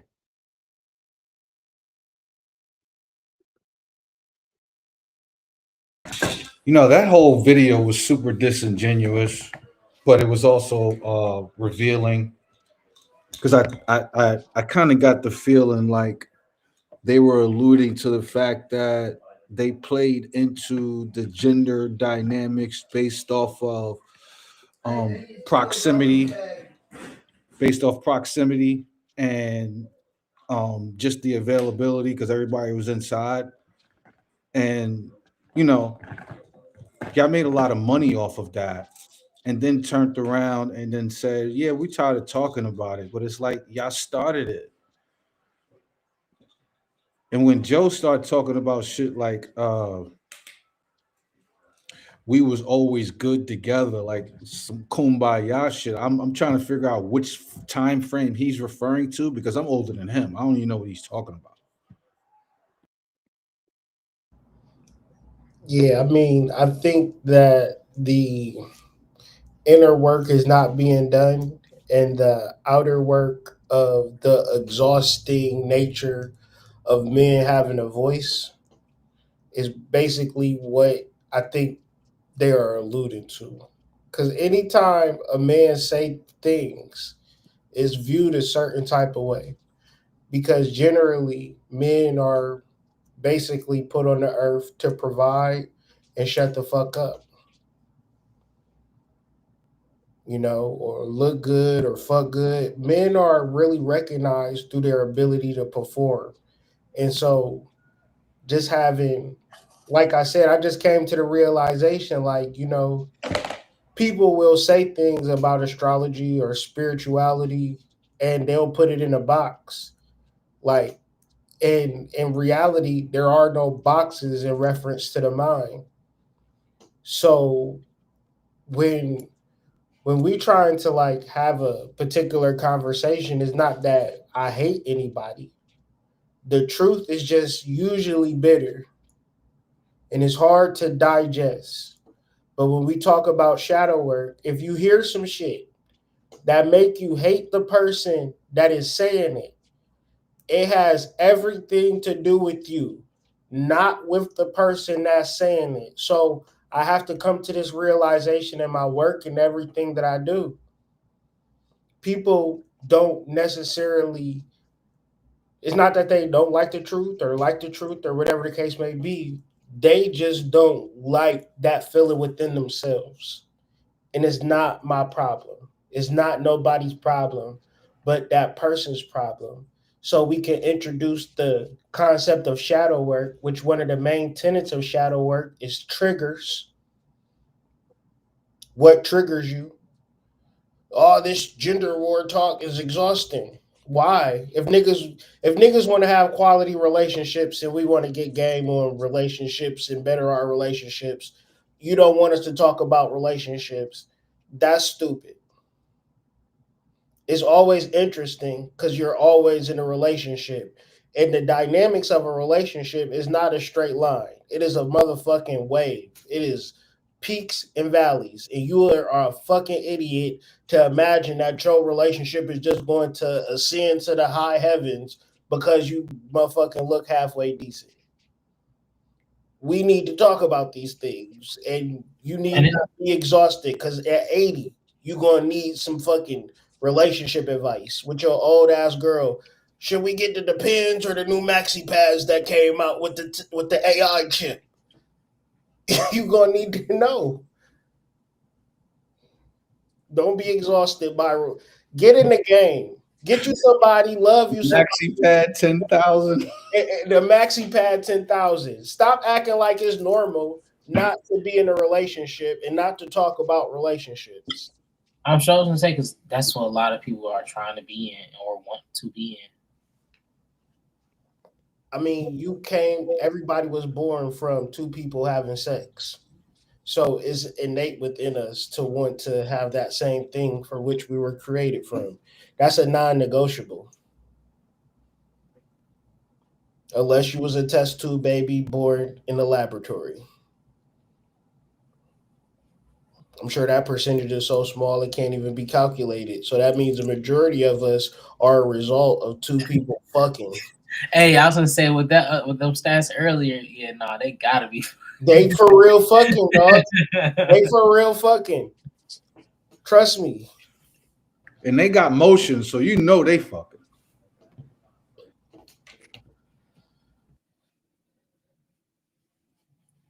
But at the end of the day, man, the alchemy is what got to be transmuted. Because pain is all over the world.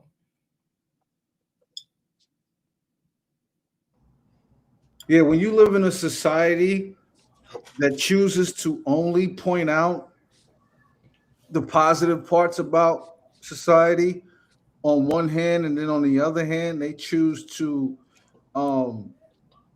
scapegoat one subset of society. Like, the reality is that people like being lied to. And so much so that when someone says something that you haven't already said to yourself, but you know it's there, you know it exists, you know what the fuck you're doing.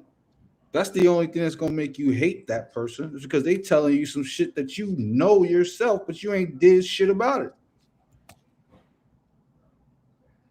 So now we're back at shadow work, which is every day going to be shadow work. We're going to talk about shadow work every episode, like regardless, because shadow work is in everything that we do.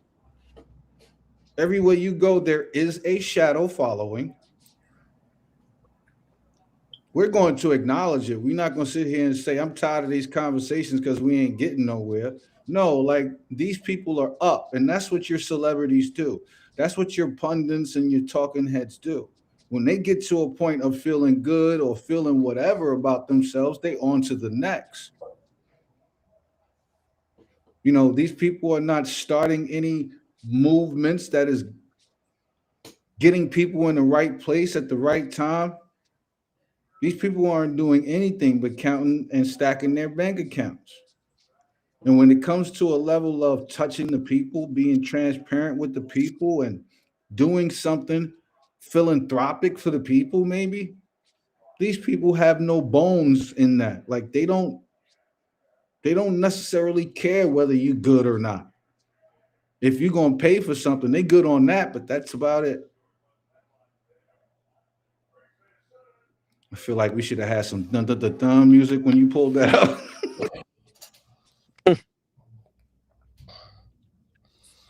Man, I don't know that's how crazy. I don't even know how we got on this subject, honestly, bro. I don't know what was the genesis of it, but we was in channel, pregame. channel, We was in man. pregame, and we was talking about sexual partners, mhm. and we were talking about casual sex. That's how we got here. All right. And so it's not a black thing, it's not a white thing, it's a world thing, it's a Western thing. So all Western countries employ women, and usually sometimes a percentage of women get large sums of money that will allow them to travel. Now, if you ever travel specifically by yourself, the first and only thing you're thinking about is having sex, right? Unless you go in there for business. And even then, your free time, you trying to see what the sex market is like. Now, in Jamaica, I just was thinking this, right? I was just using common sense, and I was speaking theoretical, right? Like that must mean that a lot of women get a lot of STIs and HIV from having sex with those Jamaican guys. And the reason that I said it was because, not because women are bad, but because at least women from at least 60 countries are going to Jamaica to have sex with the same 1,500 men. That's eating the maca root and that's doing the herbal diet to make sure, you know what I'm saying, they making sure. They got all the honey packs you want. Like they making sure, right? And I done talked to enough women throughout my life that have traveled to Jamaica. The men is having sex with them, but the women is falling in love. Even more so, it was a popular movie and soundtrack called How Stella Got Her Groove Back. Every woman loves that movie. Damn, that's what that. I never watched that shit. Now, but you just explained it. I'm telling you. But the romantic part of it is that you finding a beautiful, handsome, Caribbean, exotic man with a long penis. But the shadow work of it is that you are putting yourself at risk for HIV and STI. I came to this conclusion with my common sense. I Googled it, came up with a full abstract study, right? Yeah, this is not shits and giggles. Like, we're not pulling chains over here. Lauren C. Johnson, men at risk, sex work, tourism, and STI HIV risk in Jamaica. Now, reading this, you think that it's talking about niggas, right? Because what's the common thing? Men go places and they have sex with prostitutes. But I'm telling you, if professional women that's traveling to these foreign countries, best believe that masculine energy got them looking for sex. But the reality of it is that nobody is going to say, "Oh, I got a motherfucking STD fucking with this goddamn Ghanaian." And so it's happening over and over again, and nobody is really talking about it. But this is a motherfucking well-researched study about the subject because it is a problem. But in reference to shadow work, where you talk about things that are hidden, shadow work is the revelation of the things that are hidden. And in this world, let me just break it to you. It's a lot of shit that's going on that you have no fucking idea. Female sex tourism has become an accepted income generator for many underemployed men in Jamaica who seek to reap economic benefits from relationships with visiting tourist women. This issue provides context to explore the numerous ways in which health intersects with the issues of masculinity, sexuality, and marginality. Because understand, niggas have gotten nothing out of nothing, and they gonna make it do what it do. And if they gonna give you a STD, best believe they gonna give you a STD and not think none of it. You gonna fall in love with this nigga, and this nigga is deprived.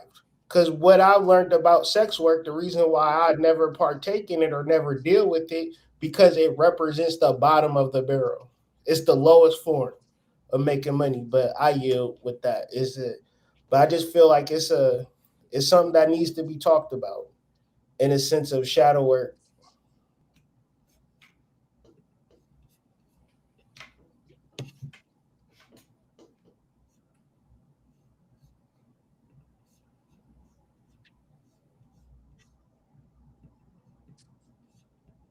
It's kind of hard to follow that up. You know what I mean? It's like,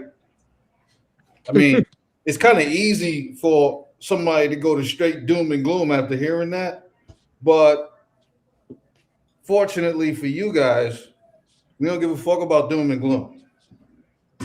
At the end of the day, I didn't write this damn article. Yeah, I did not write this fucking article. Yeah, you may be mad at me for reading the article. We didn't seek this shit out. Like, this shit was already mad there. at me for reading the article. All we doing is elucidating for y'all. Like, yeah, like niggas ain't get up this morning like, yeah, I want to look into tourism in Jamaica. Like nobody did that.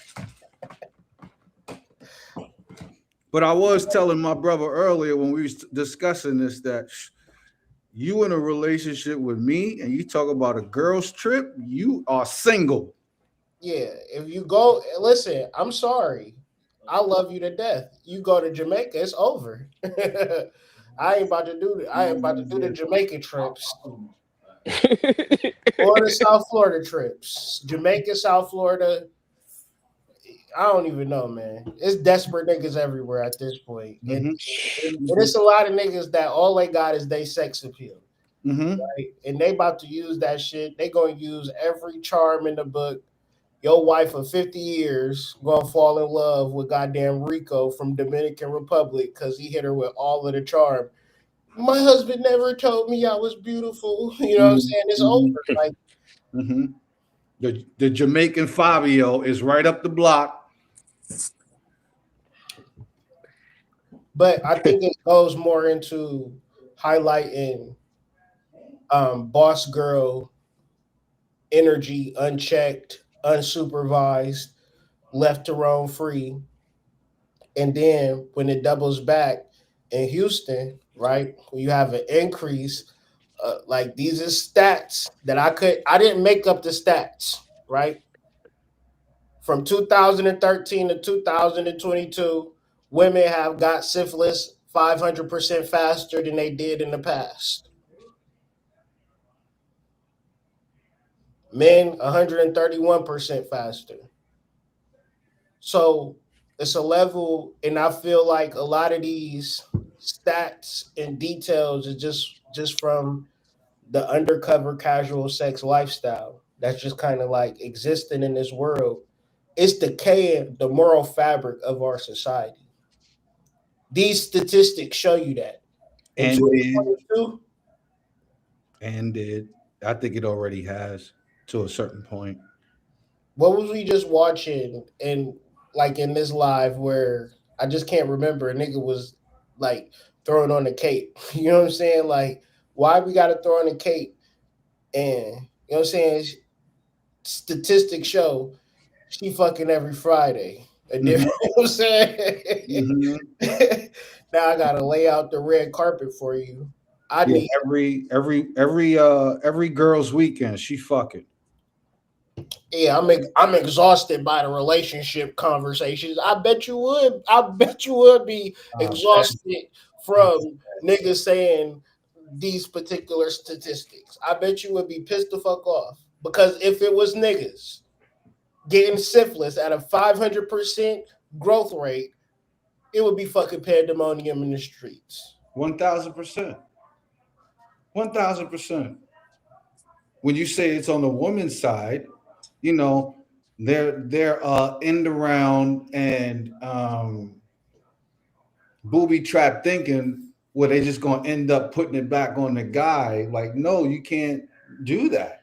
Shoot the messenger. Like, you slept with these dudes. Like, at the end of the day, you slept with them. Men control marriage, women control sex. Nobody forced you to have that many sexual partners. If they did, you got to have another conversation about that other stuff. But you should have reported that to the police by this point. Serpent, bro, serpent. Me scoring 30 and getting scored 30 on is two different things, bro. Oh, 1,000%. 1,000%. A universal key and multiple locks is a totally different thing. Totally different.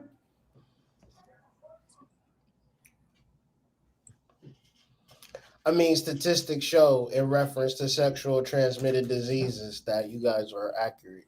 But I mean, the more times you have sex with men put you at more of a risk to catch a sexual transmitted disease, and even worse, HIV or AIDS.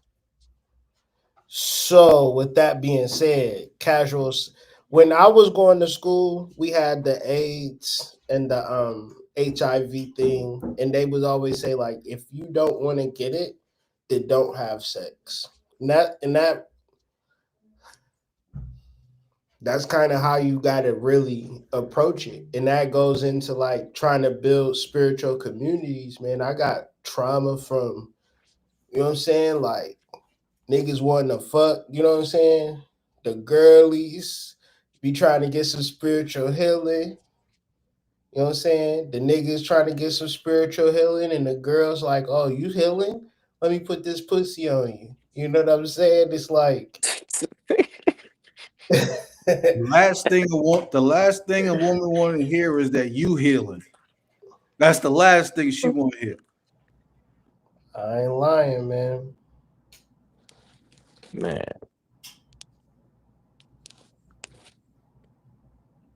Man, y'all be cool in this world, man. Y'all listening to this. Everybody that's listening to this evening, y'all better be smooth out here, man. Cause it's too risky doing that shit. You think you cool and shit.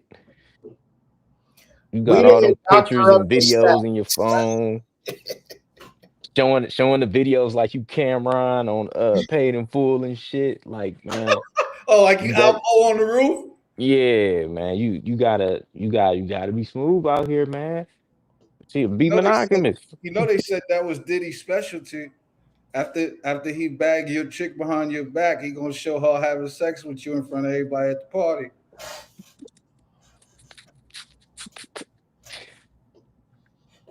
Man, that shit too risky.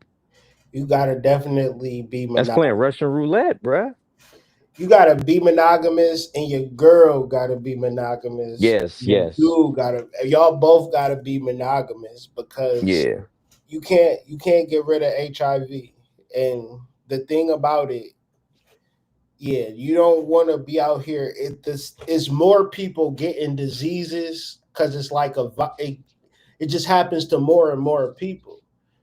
Like, so it's like, I know, like, for a lot of people, they really in it. They don't really even realize it. They lonely, depressed, not doing shadow work, and they find value of having sex with people until you sitting up at a clinic with some green shit coming out of you. You know, but nobody is saying this because they want to glamorize having sex, and it's cool. We don't want to have relationship conversations. I want to see you at the clinic. And don't talk about that shit. Just talk about how a nigga can spend money on you all day. Yeah, do that at the They're not clinic. exhausted Do by that at the the clinic. conversations. Yeah, do that at the clinic about how that nigga got you a Birkin. Please do that at the clinic. They're not exhausted by sprinkle. Oh yeah, they love old girl. Oh, they love her. Sprinkle. She rebranded and everything, man. She coming back with season 2. Yeah, Sprinkle. She. Lord have mercy.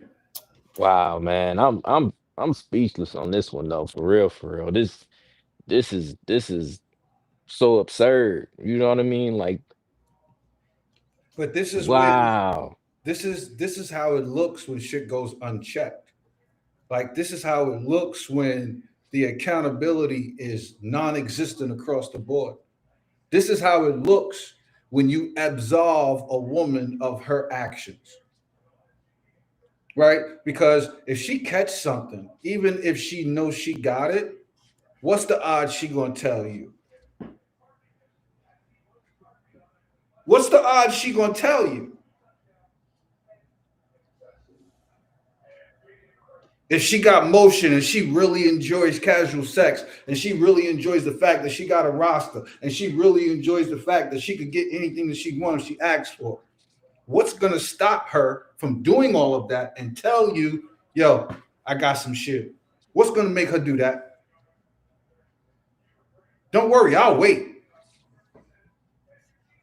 I think this is the way they do population control because you got to have a certain level of intelligence to even not even exist on this level.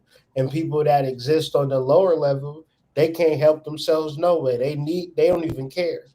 When I see those types of numbers, I see motherfuckers that's not even caring. They go into the clinic, they getting the shots, they taking the medicine because they going right back out there. And they going right back out there.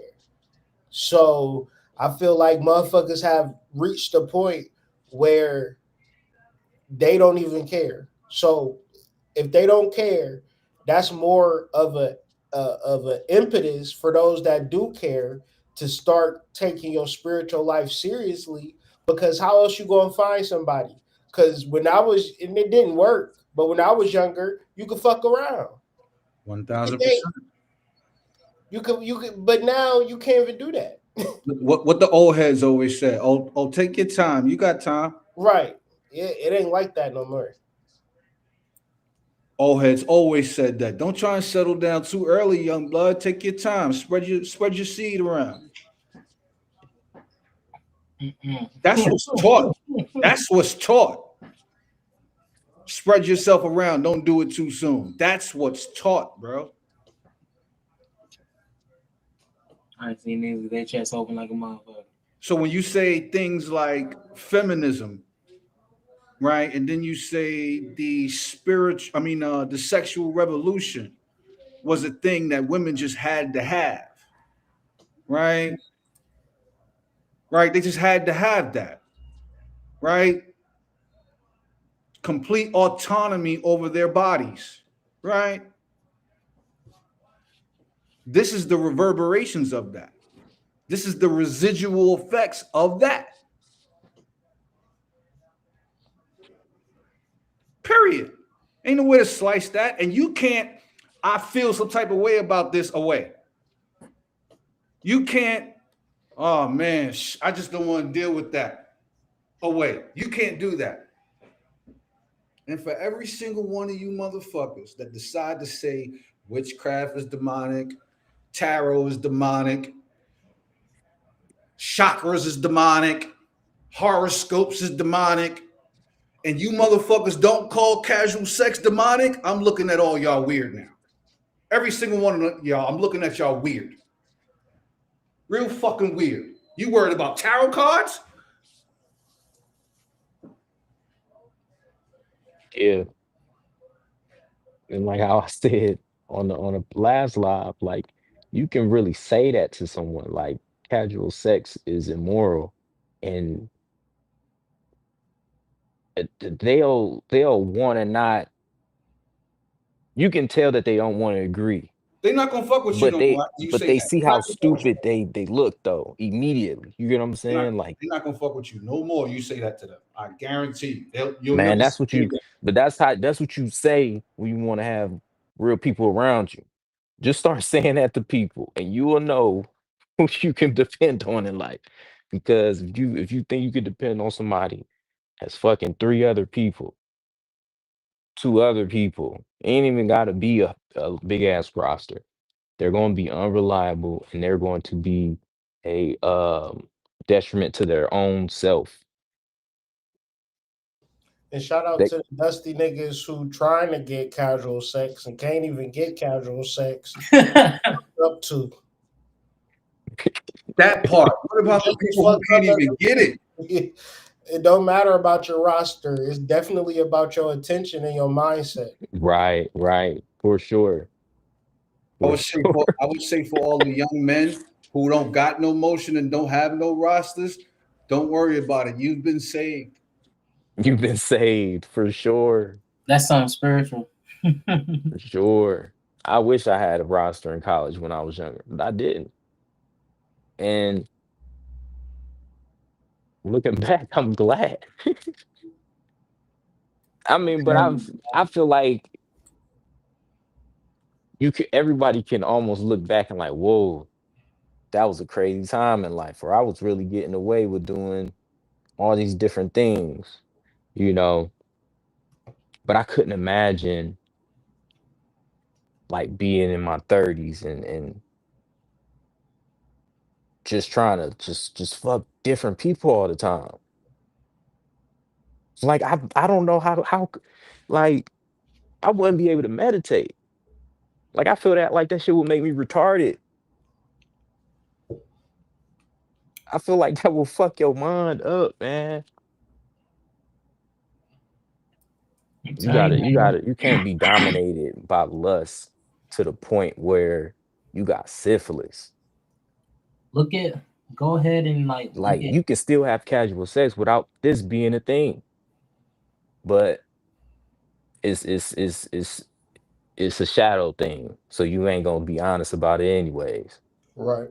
You know, like the 7 gates of So hell. you gonna take what you get. You get what I'm saying? I think if you do shadow work, you could actually stand for something. You know? Because I think on one end, it's not that it's bad to want to have casual sex, but you wouldn't be honest about it. Well, not even yourself. You just doing it for some type of rush or whatever the fuck you doing it for. You know, because I don't know what that's about. But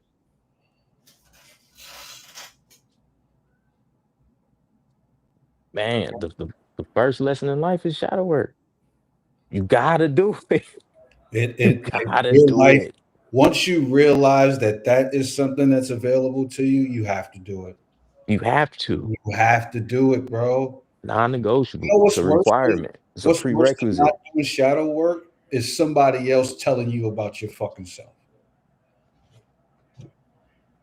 Because people don't recognize, I'm not sure if they do, but the person that you are when you're in the performance is not necessarily the person that you think you're being. Right? Like when you put on said mask and you go wherever it is that you go, You may think that you put on a mask and people are receiving you the way that you want them to be received. It doesn't always, it almost never shows up that way. You know why? Because you can't look at yourself. You can't. So it will behoove you to do shadow work so you could actually see what other people see when they look at you, when they receive you. That's how important this shit is. You can't see yourself if you wearing a mask. Yeah, you can't see yourself. And if you've never cultivated understanding and knowing self, you will never see yourself.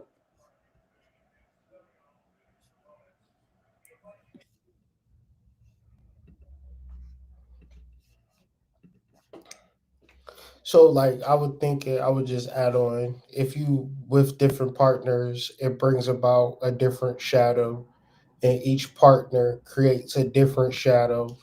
And by having all of these different shadows, the next part is psychosis, because what is the authentic version of you? You know, you with the Rasta man, and now you're a Rasta girl. You with the thug girl, now you a thug boy. You know, you with the smart person, now you wearing polo quarter zips and things of that nature.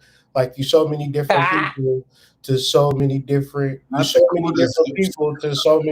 people that it leads to psychosis. So, and the beauty of shadow work is that whenever you choose authenticity, it presents itself as being available, because it's not like the mask is a part of you, right? How you show up in these weird situations is not you, right? But if you live today and into the future, you don't live today and into the past. That's the beauty of it. You just have to make the assertion in the declaration that everybody gets your authenticity from here on out. Win, lose, or draw. Because you're going to lose some, but you're going to win some. Sometimes it's just going to come out the way it's supposed to come out. But you sleep at night knowing you is who you were, right? Think about insomnia or depression or all of these psychotic episodes. It's related to you not expressing your authentic self in a way that, you know, you could have just said no, but you wanted to impress these girls and go to the party, right? And now, you know what I'm saying, you're getting drunk. Now some weird shit is happening. But now you mad at what happened and they wrong.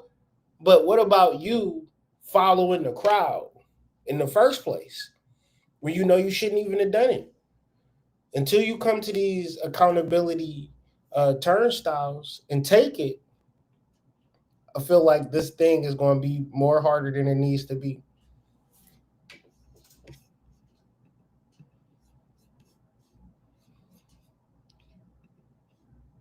I think we got a couple more videos, maybe one more. If she's taking the dog down the first date, you can assume that. But some people are poor out here, Joe. Everybody ain't doing it like that. You know what I mean? She just might have a nice little job. If you poor, take the food. Text Sally Struthers. Tell her you send her some too for the kids out there. Oh my God. Don't text me no more. Holy shit. God, that dog. Is that a deal breaker fucked that me she up. got leftovers? Like, you're not calling her back? On a first date? Yeah. That will never, no. I might call her again. We won't go out to eat. We go to the billiards. we gonna go somewhere where they don't have bowling. Come on, take these chicken fingers and fries. Y'all are crazy. Yeah, y'all get it though. Salute. I get it too, but I don't know. First date? Yeah. Yeah, first date. You could be with your girl and your girl like, yo, I ain't, wrap that up. Now, if you with your girl, that's something different. Order First everything for the rest of the week. Meal prepping that bitch. Leave with the whole Brooklyn Chop House. Come on, y'all got the whole menu memorized. The way to know your name, to know your favorite shit. Hey, bag that. Put the fried rice. Put that crab fried rice in the bag. I'm putting that in the air fryer tomorrow. If it's leftover steak, you know it's steak and eggs in the morning. If you're with somebody you got a rapport with, you know how you do the leftover game. I'm only talking about first date. Have some decorum. Bag nasty bitch. Bag that shit up. on the fuck they talking about. How clean you think a chick pussy is who take a doggy bag on the first date? Joe, please. Joe, get the fuck out. I'm having a real conversation. Joe, please. I'm having a real conversation with you. Crazy, bro. How clean do you think the chick pussy is that takes a doggy bag on the first date? What? Please make that correlation for me, cause I'm trying. Joe, what? I ain't there yet. I'm trying. Ain't where? So she not watching cat if she's a little hungry. I don't she think wants so. something for little I don't Brahim think so. Jr. Your fridge- So she ain't got to cook him nothing when Your she fri- get him from the sitter. Your fridge ain't prepped. That pussy ain't prepped. You know how I feel about preparation and planning.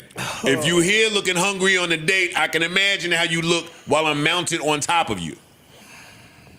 Sorry. Salute, man. That's crazy. I don't look at it as a poor thing. I've said my piece. You can't trust the bitch that's taking a doggy bag to have shaved it the right way, shaved her legs, shaved her underarm, do all the pretty cutesy. Amani, you know what I'm saying? The pretty cutesy girl shit, hair done, manicure, the chick that's taking a doggy bag is not laser. That's the point that I'm trying to say. She's not laser.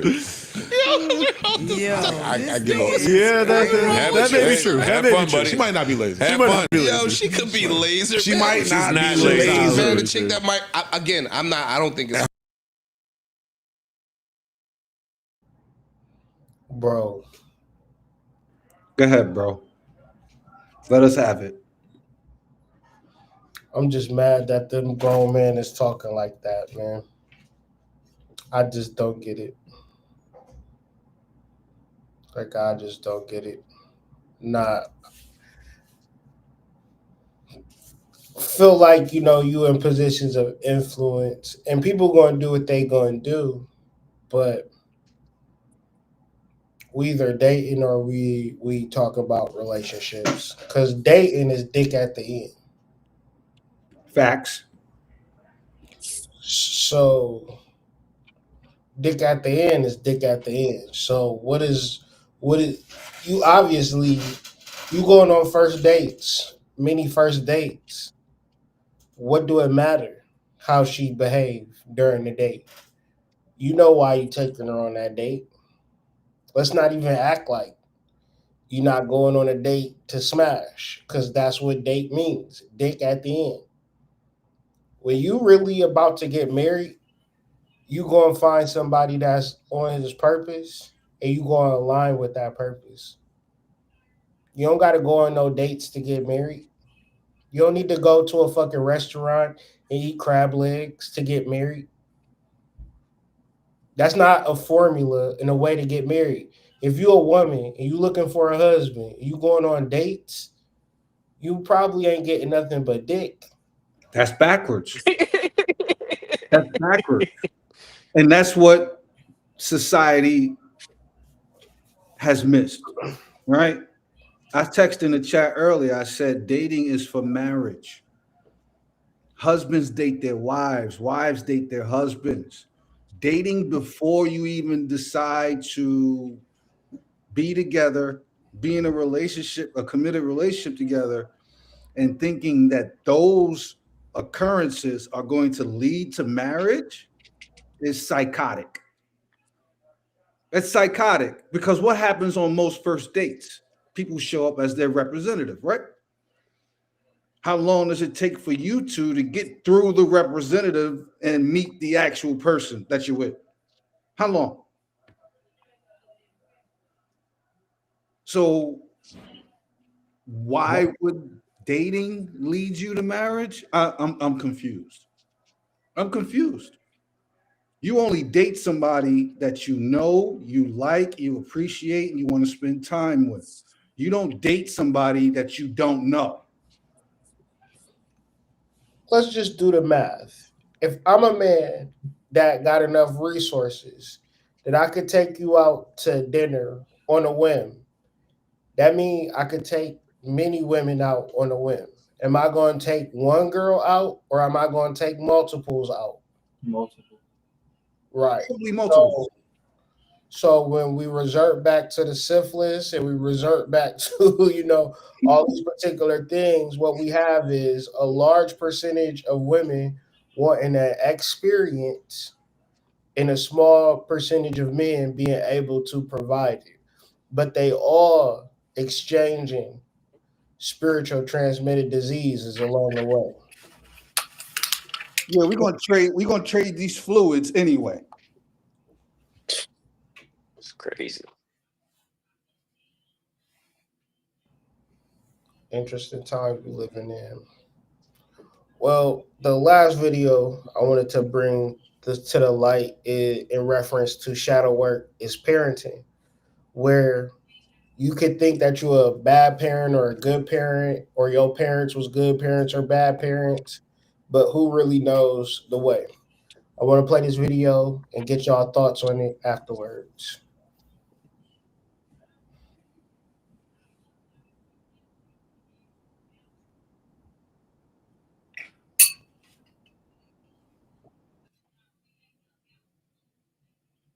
There's no sound. No sound, big bro. All right.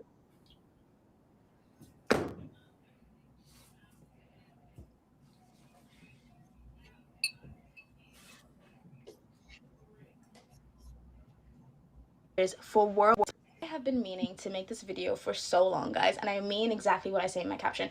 Religious parents raise daughters for worlds that no longer exist, and then they get mad when they can't navigate the one that actually does. Basically, what has always frustrated me the most about religious, conservative, traditional, patriarchal parenting is that they raise girls to be very obedient and sheltered and modest, and yet somehow expect them to magically grow into these very competent, responsible, independent, successful adults. Because in a lot of patriarchal cultures, the daughter is not raised primarily to be a functioning adult. She's supposed to be a symbol. So they raise her to be obedient and modest because she's a reflection of the family. Everything about the daughter is how the family is perceived. At the same time, they need her to be successful in the real world and survive in the real world because they need a retirement plan.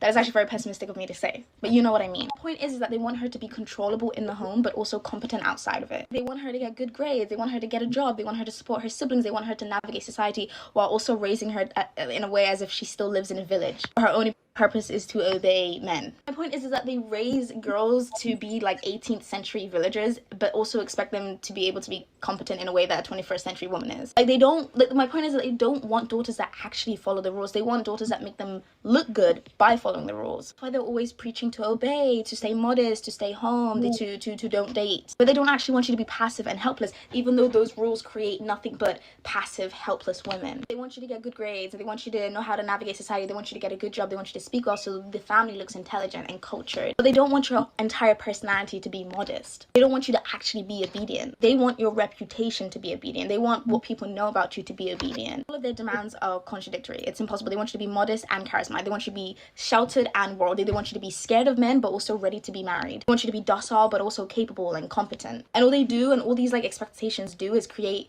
women and daughters that split inside of themselves. They raise you according to a belief system that existed in a different time period. I'm sure if we were living in old Somalia or prehistoric Arabia, we would all be super successful in their eyes. We'd all be in our little arranged marriages with 10 kids, but we don't live there, and that world doesn't exist anymore. The world is gone. We live in a globalized society that demands financial independence and emotional intelligence, and it asks us to have communication skills and be adapt. It wants us to be resilient. It wants us to advocate for ourselves. Yet all these cultures raise daughters that are still being trained for a world that doesn't exist, but they expect you to still excel in the one that does. They want daughters that obey them and protect their reputation and uphold their cultural expectations, but also succeed in Western institutions. They also want you to navigate adulthood. They also want you to support them when they're old. You get the point.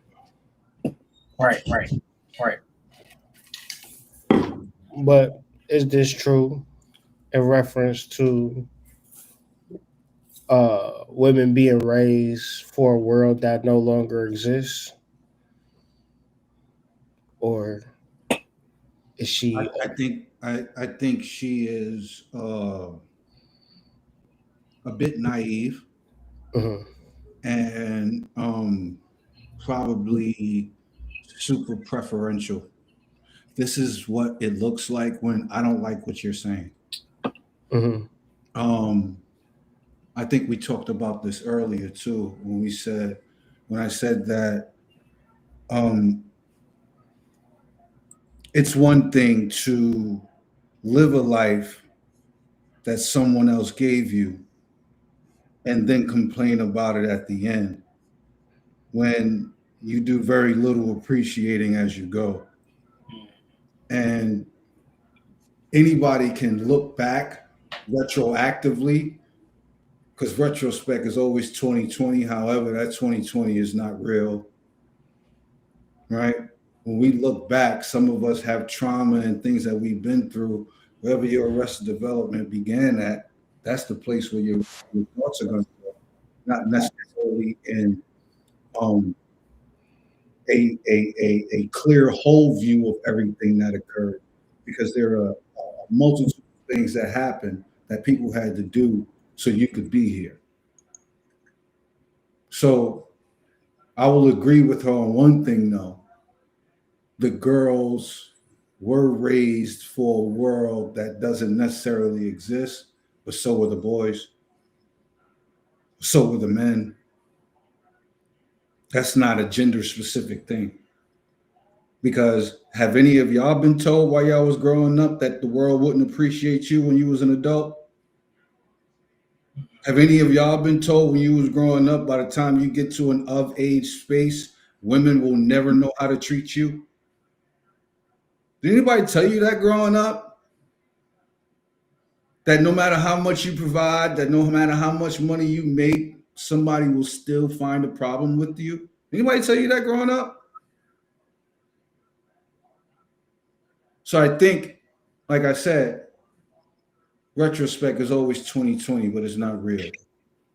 We all could look back at shit that has occurred within our existence and say that was fucked up.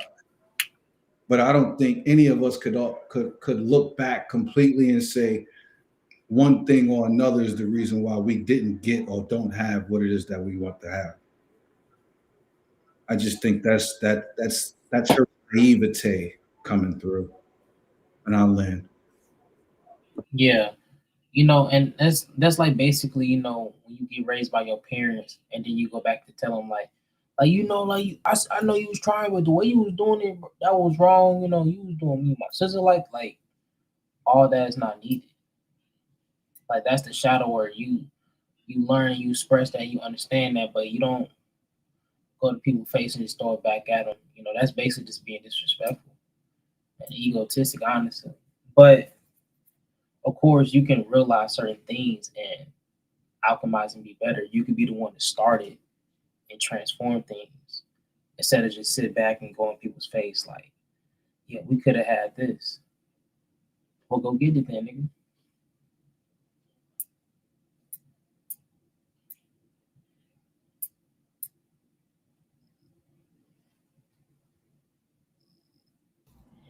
So another thing about shadow work is the concept of individuation, mainly from your parents, because generally if you don't, you tend to just be just their automatons at a subconscious level. Like, because at a soul level, your mom was just an incubator for your physical vessel, but your soul is forever.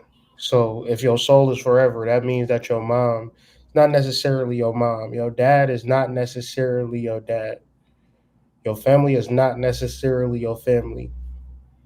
This is why shadow work is a process to come into your own, but also self-realize how powerful you actually are, which I was just telling my wife yesterday when I told my family before I started a business that I wanted to start a business. My uncle said, "You'll be lucky if you get a job at Burger King." So I mean, I could deal with that information on one level, but on a whole nother level, that nigga crazy. You know what I'm saying? Like, so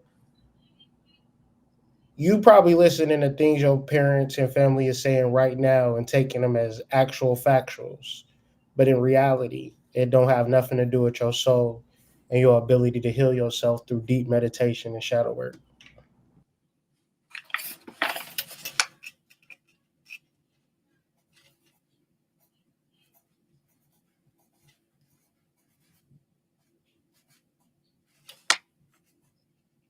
I shaded that.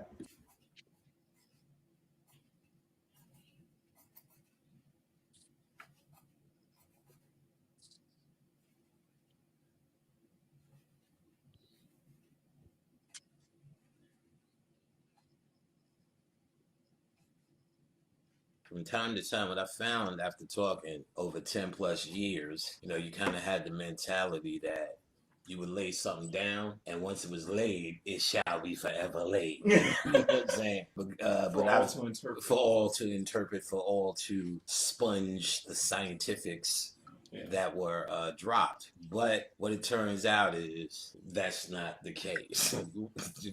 I repeatedly watch yours on YouTube, but that's just me. Yeah, not but you know, everybody's me, so. But what I found is a lot of new people come in, and after there's so many hours of information, they jump head in, but they haven't heard it all. So it has been laid, but they haven't gotten to that. They haven't gotten to that bedroom to get in the bed to lay down with it. Exactly.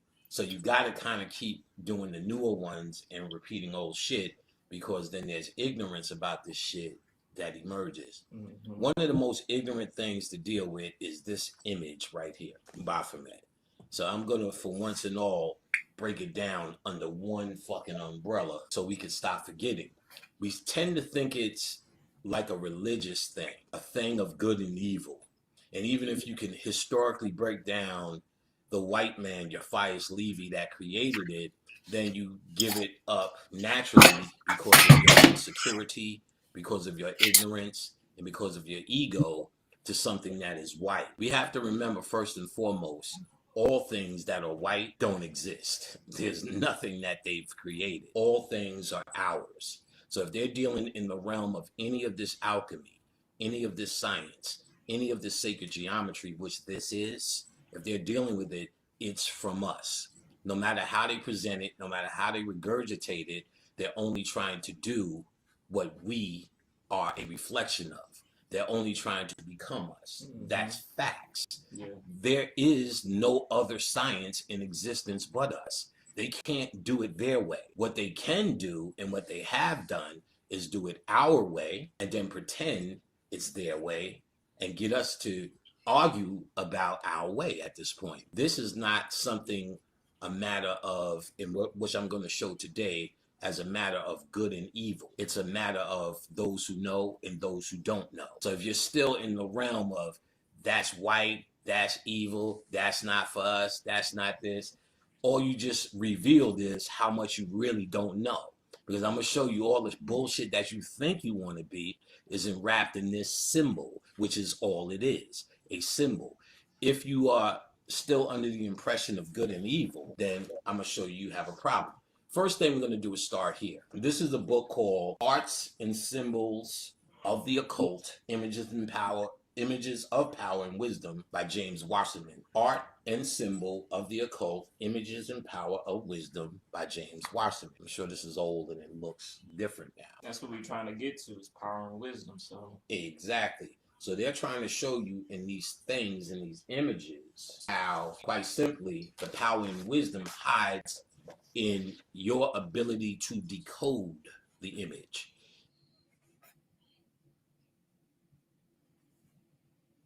Only shit evil is the shit y'all make evil. Another man God is another man's devil.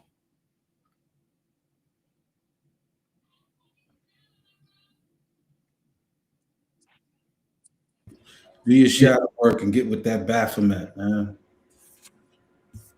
Get with that Baphomet.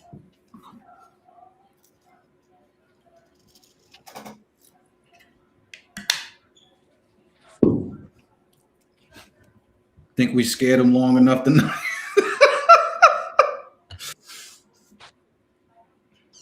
I'm laughing because it's not a joke, but I know it probably came across like real abrasive to some folks. But the truth is normally like that.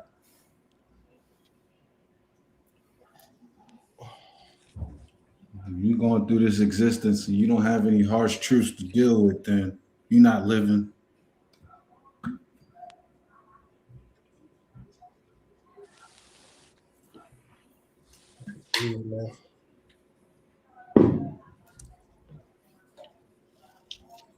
Any closing words?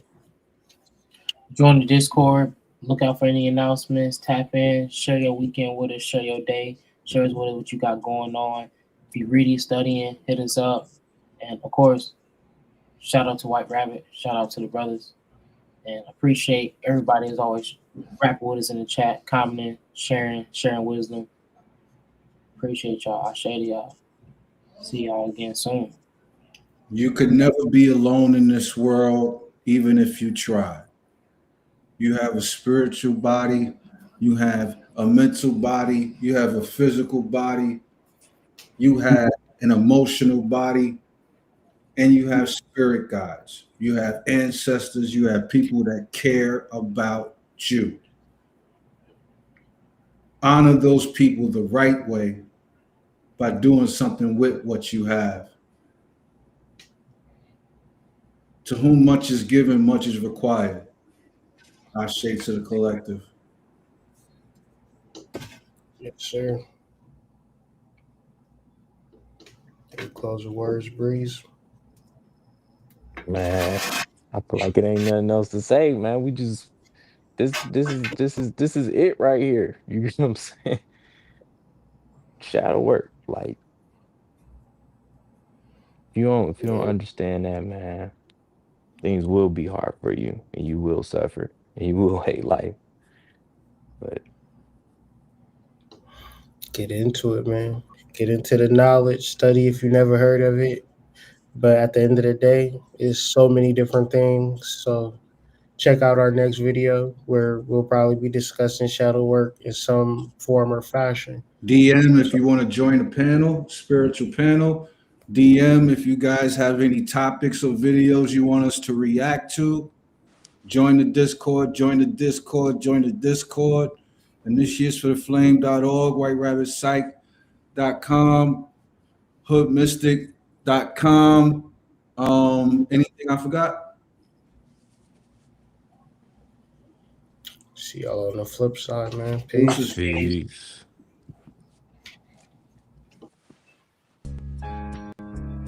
They want to be healed, you know, but healing indicates a wound. So we fucked up because we're in this space where conscious people want to turn this bitch into church like it's a healing facility where Pascal Beverly Randolph is like, let's talk about some magic. Let's talk about how to do some shit. Let's talk about how to speak telepathically. Let's figure out how to manifest particular spells and particular formulae, mainly between the black man and woman. Now, if you don't have a black woman or a woman at all to like fuck with your program, then how the fuck you gonna get one? These are facts. So certain fundamental aspects about spirituality can never be explored by black men and women because the system did a good job of trying, not like being, you know, we can't fuck it up a little bit for you niggas. We gotta fuck it up real bad for y'all. All the way. And I say another way to think about, right? Me and Breeze, we was talking about the Hierophant in chapter 1 in Genesis. You know, within Genesis, what they say is gonna happen between the man and woman once they sin against God, it's gonna be enemy. If I said that word right, Yeah. it's gonna be nothing but battle, scrapping. Yeah. Repeat that again. Repeat that last part you said again, AD. Enmity. I'm about to try to find a verse for you, AD. Yeah, it should be like lit within the lines of chapter 3. Yeah, at the end, before they got the garments of skin. Yeah. Enmity, a state of feeling of being actively opposed or hostile to someone or something. On the internet, the normal conversation is literally called a gender war. That's a fact. Yeah. And it's like I know everybody following all the hood bills, the spiritual. It's on site and all of that. Yeah, just Black to see men- an argument. yeah. A man's supposed to It's be doing this, Genesis. a woman's supposed to be doing that. Getting all It's cluttered. Genesis chapter 3, verse 15, and it says, "And I will put enmity between thee and the woman, and between thy seed and her seed. It shall bruise thy head, and thou shalt bruise his heel." Talking about the serpent and a woman. And we kind of deduced it down to like, this is the sense consciousness, you know what I mean? Or this is that elemental lockdown that you gotta continuously go to war with because of being enticed by it. Because when you think about it, sense consciousness is really a divine thing, but we never really go out our way to think about the opposite of things that we deal with. So you got the pleasure and lust, you got the love and the hate, you know what I'm saying? But another way to put all that, how can you decide what is good and bad?